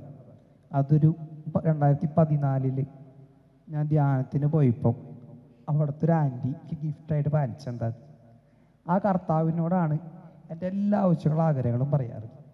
ഞാൻ ആ കർത്താവിന് വിടും, ഈശോയെ പപ്പ മരിക്കാറായി, എനിക്കറിയാലോ, പപ്പ പറഞ്ഞ 2 ആഗ്രഹവും എനിക്ക് ചെയ്ത് കൊടുക്കാൻ പറ്റിയില്ല. അവസാനമായിട്ട് എനിക്കൊരാഗ്രഹമുണ്ട്, ഒരു 5 അച്ഛന്മാരുടെ ബ്ലെസ്സിങ് ഞങ്ങളുടെ പപ്പയ്ക്ക് കൊടുക്കണം, കൈവിടൽ ഈശോയെ എന്ന് പറഞ്ഞു. ഉച്ചയ്ക്ക് 11 മണി കഴിഞ്ഞപ്പോൾ ആളൂര് BLM നിക്സൺ അച്ഛൻ ഫോൺ വിളിച്ചു. അമ്മച്ചി ഫോൺ എടുത്തു, എൻ്റെ മേത്ത് സ്പീക്കർ ഓണാക്കി വെച്ച് തന്നു. അച്ഛൻ ഫസ്റ്റ് തന്നെ വെച്ചു, ഇടാ എനിക്കില്ല, നീ വീട്ടിലെന്ന് വെച്ചു. ഉണ്ടച്ചാന്ന് പറഞ്ഞു. പപ്പയ്ക്ക് വേണ്ടി തീരെ വയ്യച്ചാന്ന് പറഞ്ഞു. നീ പേടിക്കണ്ടാടാ, 12 മണി കഴിയുമ്പോൾ ഞങ്ങൾ വീട്ടിലേക്ക് വരാം, നമുക്ക് പ്രാർത്ഥിക്കാം. 12 മണി കഴിഞ്ഞപ്പോൾ നിക്സൺ അച്ഛൻ വീട്ടിലേക്ക് വന്നു. എല്ലാവരും കൂടി വന്നു, പ്രാർത്ഥിച്ചു, കരണ്ടക്കൊന്ന് ചെല്ലി പോയി. കുറച്ച് കഴിഞ്ഞപ്പോൾ നോബി അച്ഛൻ ഫോൺ വിളിച്ചു. 3 വർഷമായിട്ട് എൻ്റെ വാട്സപ്പും നമ്പറും ഒക്കെ ബ്ലോക്ക് ചെയ്ത ആള് ഫോൺ വിളിച്ചു. എൻ്റെ അമ്മച്ചി ഫോൺ എടുത്തെനിക്ക് തന്നു. അപ്പം അച്ഛനിപ്പോഴും ഉണ്ടോയെന്ന് ചോദിച്ചു. അച്ഛൻ സോറി ഇടണിക്കില്ലേ, എനിക്ക് തെറ്റി പറ്റിപ്പോയി, ഞാൻ പേടിച്ചിട്ടാണ് നിൻ്റെ നമ്പറും വാട്സപ്പൊക്കെ ബ്ലോക്ക് ചെയ്തതെന്ന് പറഞ്ഞു. വേറെ ഒന്നുമില്ലാടാ, നല്ല കമ്പനിയായിരുന്നു. 3 വർഷം മുന്നേ അച്ഛനൊരു ആക്സിഡൻറ്റ് പറ്റി, കാർ ആക്സിഡൻറ്റ് പറ്റി. 6 മാസം കോമ സ്റ്റേജിലായിരുന്നു. ഓർമ്മ വന്നപ്പോൾ ആദ്യം ഓർത്തത് എൻ്റെ മുഖമാണ്. അച്ഛനാകെ പേടിയായി. നിൻ്റെ അവസ്ഥയായി കഴിഞ്ഞാൽ എന്നെ ആരും നോക്കും, ഞാൻ എങ്ങനെ ജീവിക്കാമെന്ന് ആലോചിച്ചപ്പോൾ എനിക്ക് പേടിയായിടാ. അത് കാരണമാണ് നിൻ്റെ നമ്പറും വാട്സപ്പും ഞാൻ ബ്ലോക്ക് ചെയ്തത്. അപ്പം നന്നായി അച്ഛൻ അച്ഛനോടാ സോറിയടാ, തെറ്റ് പറ്റി പോയി, എനിക്ക് നിന്നെ കാണണമെന്ന് പറഞ്ഞു. അച്ഛൻ വീട്ടിലേക്ക് വന്നു, പപ്പയുടെ കാര്യം കണ്ടു, പപ്പയ്ക്ക് വേണ്ടി പ്രാർത്ഥിച്ചു, കരണൊക്കെ ഒന്ന് തരി. കുറച്ച് കഴിഞ്ഞപ്പോൾ 9-ാം തീയതി ഒന്ന് ചാർജ് എടുത്താൽ വികാരിച്ചിനൊരു ആഗ്രഹം എന്നെ കാണണം. അച്ഛൻ വന്നു, പപ്പയുടെ കാര്യം കണ്ടു, പ്രാർത്ഥിച്ചു, കരണൊക്കെ ഒന്ന് തെല്ലി പോയി. 4 മണി കഴിഞ്ഞപ്പോൾ പട്ടത്തച്ഛൻ ഫോൺ വിളിച്ചു. നിഖിലടാ ഇവിടെ വീട്ടിലുണ്ടെന്ന് പറഞ്ഞു അച്ഛൻ. പപ്പയ്ക്ക് ഞാനുണ്ട്, തീരെ വയ്യ അച്ഛന്ന് പറഞ്ഞു. നീ പേടിക്കണ്ടാടാ, 5 മണിക്ക് ഞാൻ കുർബാനയ്ക്ക് കയറണുണ്ട്, 6:30 ഞങ്ങൾ നിൻ്റെ വീട്ടിലുണ്ട്, കുർബാനയ്ക്ക് ഉണ്ടെന്ന് പപ്പ സ്വീകരിക്കുമെന്ന് ചോദിച്ചു. ഞാൻ പറഞ്ഞു ഇല്ല അച്ഛൻ, പപ്പ സ്വീകരിക്കില്ല, വെള്ളം പോലും ഇറക്കണില്ല എന്ന് പറഞ്ഞു. എൻ്റെ അമ്മച്ചി പറഞ്ഞു അച്ഛൻ കൊണ്ടുവന്നു സ്വീകരിക്കുന്നു. 6:30 പട്ടത്തച്ഛനും എല്ലാവരും വീട്ടിലേക്ക് വന്നു. പാപ്പയ്ക്ക് കുർബാനയ്ക്ക് കൊടുത്തു, പ്രാർത്ഥിച്ചു, കരുണക്കൊന്ത എല്ലി.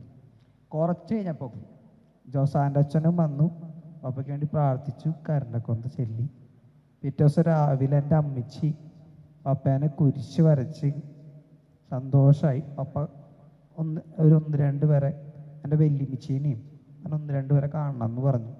എല്ലാവരും വിളിച്ച് കാണിച്ചു കൊടുത്ത് എൻ്റെ അമ്മച്ചി പപ്പയുടെ നെറ്റിയിൽ കുരിശ് വരച്ച് പ്രാർത്ഥിച്ചിട്ട് പപ്പയോട് പറഞ്ഞു, ഈ ചേട്ടൻ പൊക്കോളാൻ പറഞ്ഞപ്പോൾ പപ്പ കണ്ണടച്ചു. ഞാൻ 41 അത് കഴിഞ്ഞു. 41-ൻ്റെ അന്ന് ജോസാൻ്റെ അച്ഛനോടാണ് ഞങ്ങൾ കുർബാനയ്ക്ക് പറഞ്ഞിട്ടുണ്ടായിരുന്നത്. എല്ലാം റെഡിയാക്കി എന്നെ ആംബുലൻസിലേക്ക് എടുത്ത് കയറ്റും. എൻ്റെ യൂറിൻ ബ്ലോക്കായി. തിരിച്ച് വീണ്ടും അകത്തേക്ക് കിടത്തി, ട്രൗസറൊക്കെ മാറ്റി, വീണ്ടും ആംബുലൻസിൽ കയറ്റി, വീണ്ടും യൂറിൻ ബ്ലോക്കായി. ലാസ്റ്റ് എൻ്റെ അമ്മച്ചി പറഞ്ഞു, ബാക്കി എല്ലാവരും പൊക്കോ, ഞാൻ ഇവനെയും കൊണ്ട് കുറച്ച് നേരം പോരാന്ന് പറഞ്ഞു. അങ്ങനെ എൻ്റെ അമ്മച്ചിയും ഞാനും ദീപു ചേട്ടനും കൂടി പള്ളിക്ക് പോയി. ഒരു കുറച്ച് നേരം കഴിഞ്ഞപ്പോൾ എന്നെ പള്ളിക്ക് കയറുമ്പോൾ 5 അച്ഛന്മാരിന്ന് പപ്പയ്ക്ക് വേണ്ടി കുർബാനയിലാണ്. ആകെപ്പാടെ സങ്കടമായി. ഈ കലച്ചലും ഒന്ന് പള്ളിയത്ത് വെച്ച് എൻ്റെ അമ്മച്ചൻ്റെ തോളി തട്ടിയിട്ട് എൻ്റെ ചെവിയിലും, എൻ്റെ മോൻ പേടിക്കണ്ട, 5 പേരല്ലേ നീ ചോദിച്ചത്, കർത്താവ് നിൻ്റെ കൂടെ ഉണ്ടാന്ന് പറഞ്ഞു. അങ്ങനെ ഞങ്ങൾ പള്ളിയകത്ത് കയറി. പ്രസംഗത്തിനിടയിൽ ജോസാൻ്റെ അച്ഛൻ പറഞ്ഞു, അച്ഛൻ മാത്രമാണ് കുർബാനയ്ക്ക് ഉണ്ടാവുള്ളൂ എന്ന് വിചാരിച്ചതെന്ന്. ജോസാൻ്റെ അച്ഛൻ പള്ളിക്ക് വരുമ്പോൾ രഞ്ജിത്തച്ഛനും ആൻ്റണി അച്ഛനും സിജോ മുരിങ്ങത്തേരി അച്ഛനും നോബി അച്ഛനും പള്ളിയിൽ ഉടുപ്പൊക്കെ ഇട്ട് റെഡിയായിട്ട് കണ്ടായിരുന്നു. എന്ന് നിഖിലിൻ്റെ പപ്പയുടെ കുർബാനയല്ലേ, ഞങ്ങളും കയറണ്ടെന്ന് പറഞ്ഞിട്ട്. അത്രമാത്രം നമ്മളെ സ്നേഹിക്കുന്ന ഒരു കർത്താവ് നമ്മുടെ കൂടെ ഉണ്ട് കേട്ടോ. ആ കർത്താവിൻ്റെ ആ വലിയൊരു സ്നേഹം മറന്നു പോവല്ലേ. ചില 10 കാര്യം കിട്ടിയിട്ടേ 11ഓ 12ഓ കാര്യം കിട്ടാണ്ടാവുമ്പോൾ നമ്മൾ കർത്താവിനെ മറന്നു കഴിഞ്ഞാൽ നമ്മുടെ ജീവിതം വെറുതെയാവും. 1 Corinthians 15:19 വചനം പറയുന്നുണ്ട്, ഈ ജീവിതത്തിന് വേണ്ടി മാത്രം ക്രിസ്തുവിൽ പ്രത്യാശ അർപ്പിച്ചിട്ടുള്ളവരാണ് നിങ്ങളെങ്കിൽ നിങ്ങളെല്ലാ മനുഷ്യരെക്കാളും നിർഭാഗ്യവാന്മാരാണ്. നമ്മുടെ കാര്യങ്ങൾക്ക് വേണ്ടി മാത്രം നമ്മൾ കർത്താവിനെ കൂട്ടുപിടിച്ചു കഴിഞ്ഞാൽ നമ്മുടെ ജീവിതം ഒരിക്കലും സക്സസ് ആവില്ല കേട്ടോ. 1 യോഹന്നാൻ 4:17 വചനം പറയുന്നുണ്ട്, വിധി ദിനത്തിൽ ആത്മധൈര്യം പ്രാപിക്കേണ്ടതിന് സ്നേഹം നിങ്ങളിൽ പൂർണ്ണത പ്രാപിച്ചിരിക്കുന്നു. അതിനാൽ ഇപ്പോൾ ഇന്ന് നാം അവനെ പോലെ ആകേണ്ടിയിരിക്കുന്നു. ഇപ്പോൾ ഒരു കാര്യം ആലോചിച്ച് നോക്കി, ഇന്ന് ഈ രാത്രി കർത്താവ് വന്നു കഴിഞ്ഞാൽ കർത്താവിൻ്റെ കൂടെ പോവാൻ പറ്റുമെന്ന് ഉറപ്പുള്ള എത്ര പേര് ഈ കൂട്ടത്തിലുണ്ട്? നല്ല ഉറപ്പുണ്ടാകും. ആ ഒരു ഉറപ്പ് വേണം കേട്ടോ. ഏതു സമയത്തും നമ്മുടെ കർത്താവ് വരാം. മത്തായി 24:42 കർത്താവ് ഏത് ദിവസം വരുമെന്ന് അറിയാത്തതുകൊണ്ട് നിങ്ങൾ സദാ ജാഗരൂകരായിരിക്കും. ഒരു പക്ഷേ ഈ ഒരു കാലഘട്ടം കൂടെ എല്ലാം കിട്ടിയിട്ടും, ഈ ഭൂമിയിൽ എല്ലാം കിട്ടിയിട്ടും കർത്താവ് നമ്മുടെ അടുത്ത് വരുമ്പോൾ നമ്മൾ അറിയില്ല എന്ന് പറഞ്ഞാൽ നമ്മൾ തോറ്റു. ഈ കിട്ടിയതൊക്കെ വെറുതെ ആയി പോകും. അതുകൊണ്ട് കഴിഞ്ഞതൊക്കെ വിട്ടിട്ട് ഇന്ന് മുതലേ നമ്മുടെ ജീവിതം കർത്താവിനെ പ്രതി ജീവിക്കാൻ ഒന്നും ആലോചിച്ചോളൂ. 2 Corinthians 5:15 വചനം പറയുന്നുണ്ട്, മുന്നോട്ടുള്ള ജീവിതം നിങ്ങളെ പ്രതി മരിക്കുകയും ഉയർക്കുകയും ചെയ്ത യേശു ക്രിസ്തുവിന് വേണ്ടി ജീവിക്കേണ്ടതിന് അവിടുന്ന് എല്ലാവർക്കും വേണ്ടി മരിച്ചു. 1 Corinthians 6:20 വചനം പറയുന്നുണ്ട്, നിങ്ങൾ വിലയ്ക്ക് വാങ്ങപ്പെട്ടവരാണ്, ആകയാൽ നിങ്ങളുടെ ശരീരത്തിൽ ദൈവത്തെ മഹത്വപ്പെടുത്തുകയും. സ്വന്തം ചോര കൊടുത്ത് ചങ്ക് പറിച്ചു തന്ന് നമ്മളെ വാങ്ങിച്ചത് നമ്മുടെ കർത്താവ്. നമ്മുടെ ഈ ജീവിതം കൊണ്ട് എന്തെങ്കിലും ഒരു കാര്യം കർത്താവ് ചെയ്തില്ലെങ്കിൽ ഈ ജീവിതം വെറുതെ. എഫേസ്യർ 2:3 പറയുന്നുണ്ട്, നാം ദൈവത്തിൻ്റെ കരവേലയാണ്, നാം ചെയ്യാൻ വേണ്ടി അവിടുന്ന് മുൻകൂട്ടി നിശ്ചയിച്ച സൽപ്രവൃത്തികൾക്കായി യേശു ക്രിസ്തുവിൽ സൃഷ്ടിക്കപ്പെട്ടവരാണ് നാം എല്ലാവരും. ക്രിസ്തുവിനെ പ്രതി നാം എന്തെങ്കിലും ചെയ്താൽ 10 ഇരട്ടി പ്രതിഫലം നമ്മുടെ കർത്താവ് നമുക്ക് തരും. ആ ഒരു കാര്യം കൂടി പറഞ്ഞിട്ട് ഞാൻ അവസാനിപ്പിക്കുകയാണ്. പണ്ടൊന്നും എനിക്ക് പറഞ്ഞതിൽ ഒരു വിശ്വാസം ഉണ്ടായിരുന്നില്ല. പക്ഷെ അനുഭവിച്ച കർത്താവിനെ എന്ന് മുതൽ മറ്റുള്ളവർക്ക് പകർന്നു കൊടുക്കാൻ തുടങ്ങി. അതിനുശേഷം എൻ്റെ ലൈഫിലെ ഒരു കാര്യം പോലും എനിക്ക് ചോദിക്കേണ്ട ആവശ്യം വന്നിട്ടില്ല. ചോദിക്കണേക്കാൾ മുമ്പ് നമ്മുടെ കർത്താവ് അറിഞ്ഞ് ചെയ്തു തരുന്നുണ്ട്. മത്തായി 6:30 പറയുന്നുണ്ട്, നിങ്ങൾ ആദ്യം അവിടുത്തെ രാജ്യവും നീതി അന്വേഷിക്കുകയും മറ്റുള്ളവയെല്ലാം കൂട്ടിച്ചേർക്കപ്പെടുന്നു. ഒരു 5-6 വർഷം മുന്നേ ഒരു കുഴപ്പമില്ലാത്ത എനിക്ക് വീട്ടിൽ വെച്ച് ഭയങ്കര പനി, രക്ഷയില്ലേ. ഞാൻ ആശുപത്രി കൊണ്ടുപോയി. ഡോക്ടർ പറഞ്ഞു യൂറിനൽ ഇൻഫെക്ഷനാണ്, ഭയങ്കര കൂടുതലാണ്. 7 ദിവസം അഡ്മിറ്റായി 3 നേരം ആൻറ്റിബയോട്ടിക് എടുക്കണം, വേറൊന്നും ചെയ്യാൻ പറ്റില്ല. ഞങ്ങൾ അഡ്മിറ്റായി ആദ്യത്തെ ഇഞ്ചക്ഷൻ കഴിഞ്ഞ് കഴിഞ്ഞപ്പോൾ ഒരു നേഴ്സ്, 2 നേഴ്സുമാർ ഭയങ്കര സന്തോഷത്തിൽ ഓടി റൂമിൽ വന്നേക്കാം. നിഖിലേ നീ വന്നാ, ഞങ്ങൾ പ്രാർത്ഥിച്ചുകൊണ്ടിരിക്കുകയായിരുന്നു നിന്നൊന്ന് കാണണം എന്ന് ആഗ്രഹിച്ചിട്ട്. എൻ്റെ ചേച്ചി എന്തോ ഒരു സ്നേഹം ഉണ്ടെങ്കിലും ഇതേപോലെ പ്രാർത്ഥിച്ചിട്ടാണ്. ഇതൊരു മാതിരി ചതിയാണിത്. ചേച്ചിക്ക് ആഗ്രഹം ഉണ്ടെങ്കിൽ വീട്ടിലേക്ക് വരാം, എൻ്റെ ഫോൺ നമ്പർ ഉണ്ടല്ല, ഇതേപോലെ ഒന്ന് പ്രാർത്ഥിക്കല്ലേ എന്ന് പറഞ്ഞു. പോട്ടെ ചേച്ചി, എന്തിനു വേണ്ടിയിട്ട് അങ്ങനെ പ്രാർത്ഥിച്ചേ? ഇത്ര മാത്രം കാണാനായിട്ട്? അല്ലടാ, വേറൊന്നല്ല. ഒരു ഭാര്യയും ഭർത്താവും ഐസിയുവിൽ കിടക്കേണ്ടതാണ്. അവർ തല്ലുകൂടി വിഷം കഴിച്ചേക്കാം. അവർ പറയുന്നത് ഡൈവോഴ്സ് ചെയ്യണമെന്ന്. അപ്പം നിന്നൊന്ന് കാണിച്ചു കൊടുക്കാൻ വേണ്ടിയിട്ടാണ് ഞങ്ങൾ പ്രാർത്ഥിച്ചത്. ഞങ്ങൾ വലിയ ഉപകാരം, എല്ലാ ദിവസവും പ്രാർത്ഥിച്ചോളൂ എന്ന് പറഞ്ഞു. അങ്ങനെ കഴിഞ്ഞു. 3-ാമത്തെ ദിവസമായി. 3-ാമത്തെ ദിവസം ഉച്ചയ്ക്ക് ഈ ചേട്ടനെയും ചേച്ചീനെയും ICUന്ന് റൂമിലേക്ക് ഷിഫ്റ്റ് ചെയ്തു. ഓർമ്മ വന്നപ്പോൾ ICUയിൽ 2 തീരുമാനം എടുത്തു. ഇനി ഒന്നിച്ച് ജീവിക്കില്ല, ജീവിതം അവസാനിപ്പിക്കുകയാണ്, ഡൈവോഴ്സാന്ന് പറഞ്ഞിട്ട്. എന്നിട്ട് ICUന്ന് ഒരു റൂം എടുക്കണതിന് പകരം 2 റൂം എടുത്തിട്ട് ഞങ്ങൾ കിടന്ന റൂമിൻ്റെ നേരെ ഓപ്പോസിറ്റ് അപ്പുറത്തും ഇപ്പുറത്തും 2 പേരും റൂം എടുത്ത് കിടന്നു.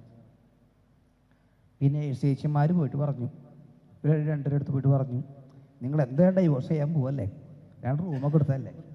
അതിനേക്കാളും മുന്നേ ഇത് തൊട്ട് മുന്നേ ഒരു പയ്യനുണ്ട്, അവനെയും അവൻ്റെ അമ്മച്ചിനെയൊക്കെ ഒന്ന് കണ്ടിട്ട് നിങ്ങൾ ഡൈവോഴ്സ് ചെയ്തോളാൻ പറഞ്ഞു. അങ്ങനെ ആ ചേട്ടനും ചേച്ചിയും കൂടി മനസ്സില്ലാ മനസ്സോടെ ഞങ്ങളുടെ റൂമിലേക്ക് വന്നു. ഞാൻ ചിരിച്ചു, എന്താ പറ്റിയെന്ന് വെച്ചു. അവരൊന്നും മിണ്ടിയില്ലേ. കുറച്ച് വെച്ചു, എന്തിനാ വെറുതെ മരിക്കാൻ നോക്കിയത്, വല്ല കാര്യമുണ്ടോയെന്ന് ചോദിച്ചു. അപ്പം ചേട്ടൻ പറഞ്ഞു, ഞങ്ങൾ തല്ലുകൂടിയപ്പോൾ ചേട്ടൻ പറഞ്ഞൊരു കാര്യം ചേച്ചിക്ക് ഇഷ്ടപ്പെട്ടില്ല, സങ്കടമായി. നേരെ വീട്ടിലുണ്ടായിരുന്ന കുരുട്ടൻ കലക്കി ചേച്ചി കുടിച്ചു. ചേച്ചി കുടിച്ചു കഴിഞ്ഞപ്പോൾ ചേട്ടൻ്റെ പേടിയായി. ഇവള് മരിച്ച പോലീസ് കേസാവും, കിട്ടിയാവും. അതിലും ഭേദം ഞാനും ചാവാന്ന് വിചാരിച്ചിട്ട് ബാക്കിയുള്ളത് കലക്കിയിട്ട് ആ പൊട്ടനെ കുടിച്ചു. നല്ല ചോദിച്ചു, നമ്മ ശരി ചേട്ടാ. അപ്പം നിങ്ങളാരാ ആശുപത്രി കൊണ്ടുവന്നത്? അതാണ് വേറെ രസം. 3 വയസ്സും 5 വയസ്സായ 2 പിള്ളേരുണ്ട്. ഇവർ 2 പേരും കൂടി വായയിൽ വിരലിട്ട് ഛർദ്ദിപ്പിച്ച് റോട്ടിൽ ഇറങ്ങിയ ആൾക്കാരെ മുഴുവൻ വിളിച്ച് കൂട്ടിയിട്ടാണ് ആശുപത്രി കൊണ്ടുവന്നത്. ഇവരെ കഥ കേട്ട് കഴിഞ്ഞപ്പോൾ എൻ്റെ അമ്മച്ചിയും ഞാനും കുറേ നേരം വർത്താനമൊക്കെ പറഞ്ഞു കഴിഞ്ഞപ്പോൾ ഞങ്ങളുടെ റൂമിൽ വെച്ച് 2 പേരും കെട്ടിപ്പിടിച്ചിട്ട്, നിഖിലേ ഈ ഒരവസ്ഥയിൽ നിന്നെ കർത്താവ് ഇത്രയും നോക്കുന്നുണ്ടെങ്കിൽ, നിൻ്റെ കുടുംബത്തെ ഇത്രയും താങ്ങി നിർത്തുന്നുണ്ടെങ്കിൽ, ഞങ്ങൾ ഇനി ആത്മഹത്യ ചെയ്യാനോ ഡൈവോഴ്സ് ചെയ്യാനും പോയില്ലടാ, ഞങ്ങളുടെ മക്കളെ നോക്കി ഞങ്ങൾ ജീവിച്ചോളാന്ന് പറഞ്ഞിട്ട് രണ്ടുപേരും കെട്ടിപ്പിടിച്ച് അവരങ്ങോട്ട് പോയി. ഇവർ പോയി 10 മിനിറ്റ് കഴിഞ്ഞപ്പോൾ ഡോക്ടർ 3-ാമത്തെ ദിവസമാട്ടാ ചിരിച്ച് റൂമിൽ കയറി വരാൻ. ഞാനും ചിരിച്ചു. ഇതിലെങ്ങനെ ഉണ്ടാ, കുഴപ്പമില്ല സാറേ എന്ന് പറഞ്ഞു. അന്ന് ഡിസ്ചാർജ് ചെയ്താലോ, നീ വീട്ടിൽ പോയിക്കോളാൻ. 2 ദിവസം മുന്നേ 7 ദിവസം അഡ്മിറ്റ് ആവണമെന്ന് പറഞ്ഞ മനുഷ്യനാട്ടാ. ഞാൻ പറഞ്ഞു സാറേ എന്താ അങ്ങനെ? അല്ലടാ എനിക്ക് കുഴപ്പമൊന്നുമില്ലേ, നീ ഗുളിക ആക്കിക്കോ, നീ പൊക്കോളാൻ പറഞ്ഞു. അങ്ങനെ ഞങ്ങൾ തിരിച്ചു വീട്ടിൽ. ആ കർത്താവിനെ അവർക്കൊന്ന് കൊടുക്കാൻ വേണ്ടിയിട്ടാണ് ഒരു കുഴപ്പമില്ലാത്ത തന്നെ കർത്താവ് അങ്ങോട്ട് കൊണ്ടുപോയത്. ഡിസ്ചാർജ് ചെയ്യണ സമയത്ത് ആ നേഴ്സ് ചേച്ചിമാർ 2 പേരും വന്നു. ചേച്ചി അറിയാണ്ട് പൊലിഞ്ഞ് പ്രാർത്ഥിക്കരുതിട്ടാണ്, കാണണമെന്ന് ആഗ്രഹം ഉണ്ടെങ്കിൽ എൻ്റെ വീട് ചെയ്യാരത്താണ്, ഫോൺ നമ്പർ ഉണ്ട്, വിളിച്ചിട്ട് അങ്ങോട്ട് വന്നു, ഇങ്ങോട്ട് നേരം പ്രാർത്ഥിക്കണം. അതേപോലെ പലർക്കും നമ്മുടെ കർത്താവിനെ പകർന്നു കൊടുത്തതിന് ശേഷം എൻ്റെ ലൈഫിലെ കാര്യങ്ങളൊന്നും ചോദിക്കേണ്ടി വന്നിട്ടില്ല. ഒരു കാര്യം കൂടി, അതേപോലെ 2020 ഒരു കാര്യം. ഇതേപോലെ ഒരു ദിവസം രാത്രി ഒരു 11:30 സമയത്ത് ഒരു ചേച്ചി ഫോൺ വിളിച്ചേക്കാം എറണാകുളത്ത് നിന്ന്. കാര്യം മനസ്സിലായില്ലേ? എന്താ പറ്റിയെന്ന് ചോദിച്ചു. ആദ്യം വിളിക്കുന്നത് ആ ചേച്ചി പറഞ്ഞ കാര്യം, ചേച്ചി ക്രിസ്ത്യാനിയാണ്, ഭർത്താവ് ഹിന്ദു ആയിരുന്നു, 2 പേരും സ്നേഹിച്ച് കല്യാണം കഴിച്ചു, കുടുംബക്കാരുടെ സപ്പോർട്ടൊന്നുമില്ല. അങ്ങനെ എറണാകുളത്തൊരു വാടക വീട്ടിൽ താമസിക്കുകയാണ്. വാടകയ്ക്ക് ഒരു കടയിൽ നടത്തണുണ്ട്. ആ ഒരു സമയത്ത് കൊറോണയിൽ ഭർത്താവ് പോയി. 2-3 മക്കളുണ്ട്. ഭർത്താവ് പോയി കഴിഞ്ഞു, വാടക കൊടുക്കാൻ പറ്റണില്ല, ഭയങ്കര ബുദ്ധിമുട്ട്. അപ്പോൾ വീട്ടുടമസ്ഥനും കടയുടെ ഉടമസ്ഥനും പറഞ്ഞു, ഇനി നിങ്ങൾ താമസിക്കേണ്ട, ഇത് ഒഴിഞ്ഞു തരണം, ഇവിടുന്ന് ഇറങ്ങണം എന്ന് പറഞ്ഞു. വേറൊരു വഴിയില്ല, നിവർത്തിയില്ല, ജീവിക്കാനും ബന്ധുക്കളും ആരുമില്ല. അങ്ങനെ അത് രാത്രി ചേച്ചി ഐസ്ക്രീമിലൊക്കെ വാങ്ങിച്ചു വെച്ചിട്ട് വിഷം കൊടുത്തു. മക്കൾക്കും വിഷം കൊടുക്കാം, ചേച്ചിക്കും വിഷം കഴിച്ചു മരിക്കാമെന്ന് വിചാരിച്ചു. എല്ലാം റെഡി ആയിട്ടിരിക്കുകയായിരുന്നു. അപ്പം ചേച്ചിക്ക് തോന്നി എന്തായാലും ചാവാൻ പോവുക, ചാവാൻ പോണേക്കാളും മുന്നിൽ കുറച്ച് നേരം ഒന്ന് ഫേസ്ബുക്ക് നോക്കാമെന്ന്. ഫേസ്ബുക്ക് ഓണാക്കിയപ്പോൾ 2019 പോട്ട കൺവെൻഷന് ഞാൻ പോയ ഒരു വീഡിയോ കിടക്കണ്ടായിരുന്നു. എൻ്റെ ഫോട്ടോ കണ്ട പോന്നി, ആ എന്തായാലും ഇത് കണ്ടിട്ട് ചാവാം. ആളാ വീഡിയോ മുഴുവൻ കണ്ടു. വീഡിയോ കണ്ടപ്പോൾ എവിടെയോ ഏതോ ഒരു വാക്ക് ചേച്ചിക്ക് സ്പാർക്ക് അടിച്ചിട്ടുണ്ട്. അപ്പം തന്നെ ചേച്ചി പോട്ടയിലേക്കും ഡിബയിലേക്കും എവിടേക്കൊക്കെയോ വിളിച്ചിട്ട് എൻ്റെ ഫോൺ നമ്പർ വാങ്ങിച്ച് എന്നെ വിളിച്ചു. പറഞ്ഞൊരു കാര്യം, നിഖിലേ എൻ്റെ മക്കളെയും കൊന്ന് ഞാൻ മരിക്കണമെന്ന് വിചാരിച്ചടാ ഈ രാത്രി, ഒരു വഴിയില്ലാണ്ടിരിക്കുകയായിരുന്നു. ആ സമയത്ത് നിൻ്റെ വീഡിയോ കണ്ടത്. അപ്പം എനിക്ക് തോന്നി ഈ ഒരവസ്ഥയിലും ഇവനിങ്ങനെ സന്തോഷിക്കാനുണ്ടല്ല, ഇവൻ്റെ കുടുംബം ഇങ്ങനെ നിൽക്കണുണ്ടല്ല, ഇവനിങ്ങനെ ജീവിക്കാൻ പറ്റുന്നുണ്ടെങ്കിൽ എല്ലാ ആരോഗ്യ സൗകര്യമുള്ള ഞാനിനി ആത്മഹത്യ ചെയ്യില്ല, എൻ്റെ മക്കളെ നോക്കി ഞാൻ ജീവിച്ചോളാം, ഇവനെ നോക്കുന്ന കർത്താവ് എന്നെ നോക്കുന്നു, എനിക്ക് നല്ല ഉറപ്പുണ്ടെന്ന് പറഞ്ഞു ആ ചേച്ചി ഫോൺ ചെയ്ത് പറഞ്ഞു. എനിക്ക് ഭയങ്കര സന്തോഷമായി. എൻ്റെ ജീവിതം കൊണ്ട് ഒരാൾക്കെങ്കിലും ഒരു ഉപകാരം ഉണ്ടായില്ല. 19 വയസ്സ് വരെ നിഖിൽ രാജ് എന്ന ഞാൻ ജീവിച്ചിട്ട് എനിക്കല്ലാണ്ട് വേറെ ആർക്കും 10 പൈസയുടെ ഒരു ഉപകാരം ഉണ്ടായിരുന്നില്ല. പക്ഷേ ആക്സിഡൻറ്റ് പറ്റി തല മാത്രം കപല ശരീരത്തിൽ കർത്താവ് വന്നപ്പോൾ എൻ്റെ ജീവിതം കൊണ്ട് ഒരുപാട് പേർക്ക് ഉപകാരമാവാൻ തുടങ്ങി. അങ്ങനെ വന്നപ്പോൾ 19 വയസ്സ് വരെ ഞാൻ ആഗ്രഹിച്ച കാര്യങ്ങളെല്ലാം കഷ്ടപ്പെട്ട് ഓടിയിട്ട് എനിക്ക് കിട്ടാത്തതെല്ലാം ഈ ഒരവസ്ഥയിൽ കർത്താവ് എനിക്ക് തന്നു. അതുകൊണ്ട് നമ്മുടെയൊക്കെ ലൈഫിലെ എന്തു പ്രശ്നം വന്നാലും ആരും പേടിക്കണ്ടാട്ടാ, നമ്മളാരും തനിച്ചല്ല, നമ്മുടെ കർത്താവ് നമ്മുടെ കൂടെയുണ്ട്. ഈ ആരാധനയിൽ ഒരു കാര്യം പ്രാർത്ഥിച്ചോളൂ, നമ്മുടെ ആവശ്യങ്ങൾ വിട്ടിട്ട് ഒറ്റ കാര്യം ഒന്ന് പ്രാർത്ഥിക്കും, ഈശോയെ അങ്ങയുടെ കുരിശിൽ എന്നോട് കാണിച്ച സ്നേഹത്തിൻ്റെ ഒരംശം എനിക്കും തരണേന്ന്. കർത്താവിൻ്റെ സ്നേഹത്തിൻ്റെ കുരിശിലെ സ്നേഹത്തിൻ്റെ ഒരംശം കിട്ടിയ നമ്മുടെ ലൈഫ് അട്ടിമുട്ടി മാറും, നമ്മളെല്ലാം സെറ്റാവും. അതുകൊണ്ട് എന്ത് ബുദ്ധിമുട്ടെന്നാലും ആരും പേടിക്കേണ്ട, നമ്മുടെ കർത്താവ് നമ്മുടെ കൂടെ തന്നെയുണ്ട്. അപ്പോൾ ഇത്രയും പറഞ്ഞ് അവസാനിപ്പിക്കുകയാണ്. ഇവിടെ ഈ നൈറ്റ് വിച്ചലിന് വരാനും നിങ്ങളെല്ലാവരെയും കാണാനും സംസാരിക്കാനും അവസരം തന്ന ഇവിടുത്തെ ജോസഫ് അച്ഛനും ഇവിടുത്തെ വികാരി അച്ഛനും ജിൻസ് അച്ഛനും ഇവിടെ ഈ നൈറ്റ് വിച്ചലിന് വേണ്ടി കഷ്ടപ്പെടുന്ന എല്ലാ ശുശ്രൂഷകർക്കും ഞാൻ ഒരുപാട് നന്ദി പറയാണ്. അതേപോലെ തന്നെ ഈ സമയം അത്രയ്ക്കും വളരെ ശാന്തമായി കൊച്ചു കുട്ടികളുടെ പോലെ ഒരൊച്ചയും ബഹളം ഇല്ലാണ്ട് എന്നെ കേട്ടിരുന്ന നിങ്ങളോട് എല്ലാവരോടും ഒരുപാട് നന്ദി പറയാണ്. നമ്മുടെ കർത്താവായ യേശു ക്രിസ്തു നമ്മളെല്ലാവരെയും സമൃദ്ധമായിട്ട് അനുഗ്രഹിക്കട്ടെ. അപ്പം അഡ്വാൻസായിട്ട് ഹാപ്പി ക്രിസ്മസ്. ആമേൻ.